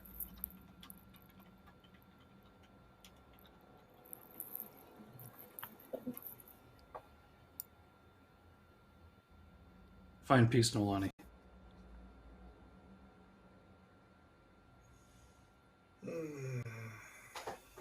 Peace. It'll be interesting to see if I can find peace. I hope you find what you look for as well. And with that, I don't know what I'm looking for. I'm going to try and find a place that I can help make Void stay excited.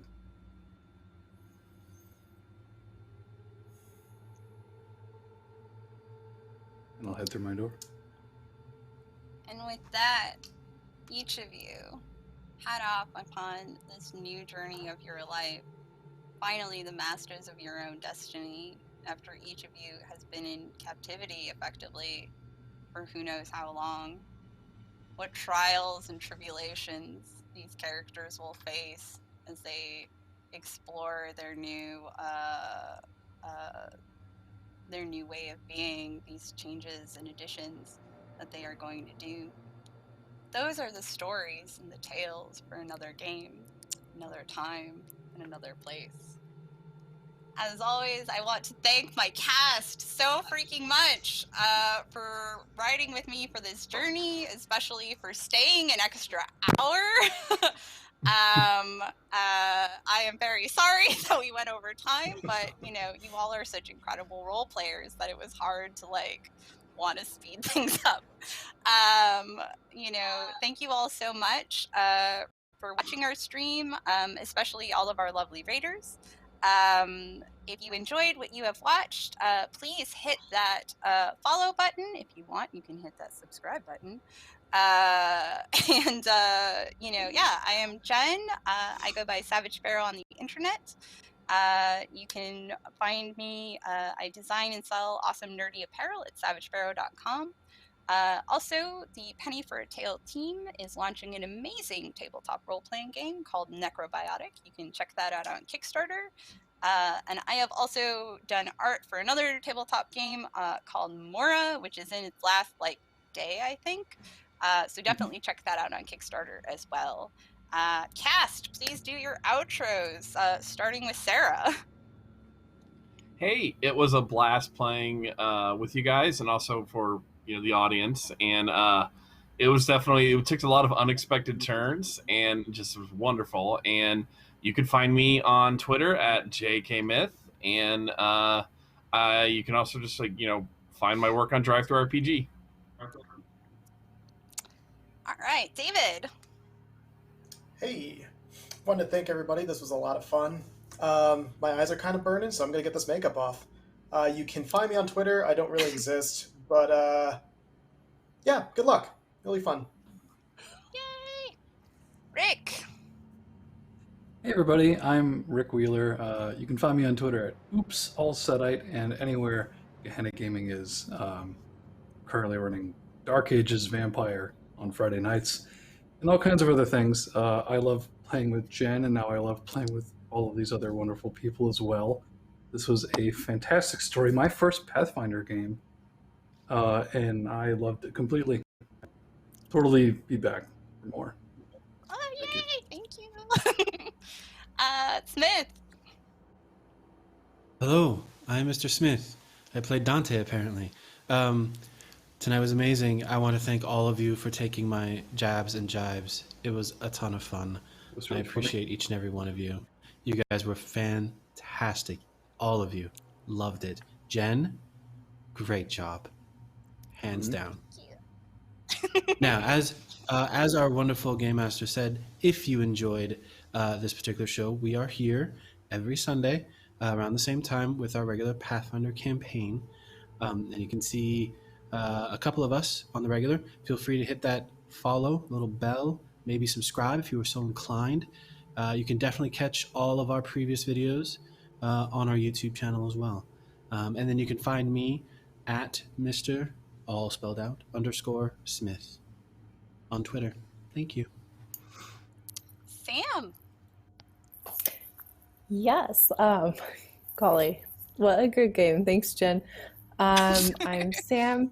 I am Scribbling Penny. I also am usually in chat as Weave the Tale, where I'm the community manager over there. Our next season is going to be starting the second week of June. So make sure to keep an eye out for that. We have some great shows coming up. And we also, on the Penny for a Tale channel, will be starting some new D&D campaigns with Fable Forge. So also just check our schedule on Twitter and as well as on Twitch because they will all be updating. And yeah, this was just a whole bunch of fun tonight, and I hope I could play with all you guys again soon. I'll be playing with Smith and Jen, but everyone else was just great fun. So thanks. And again, thank you guys so much for watching. Cast, thank you so much for going with my weird experimental ideas. I really appreciate everybody having a great time and enjoying the show. And yeah, thank you guys so much. I won't keep anybody longer. Good night, everyone.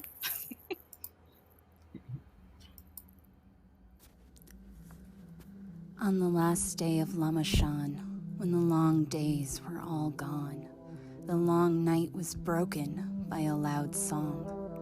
The booms and the blasts, the people did gasp as the exchequer crashed and was burned. They burned. They all burned.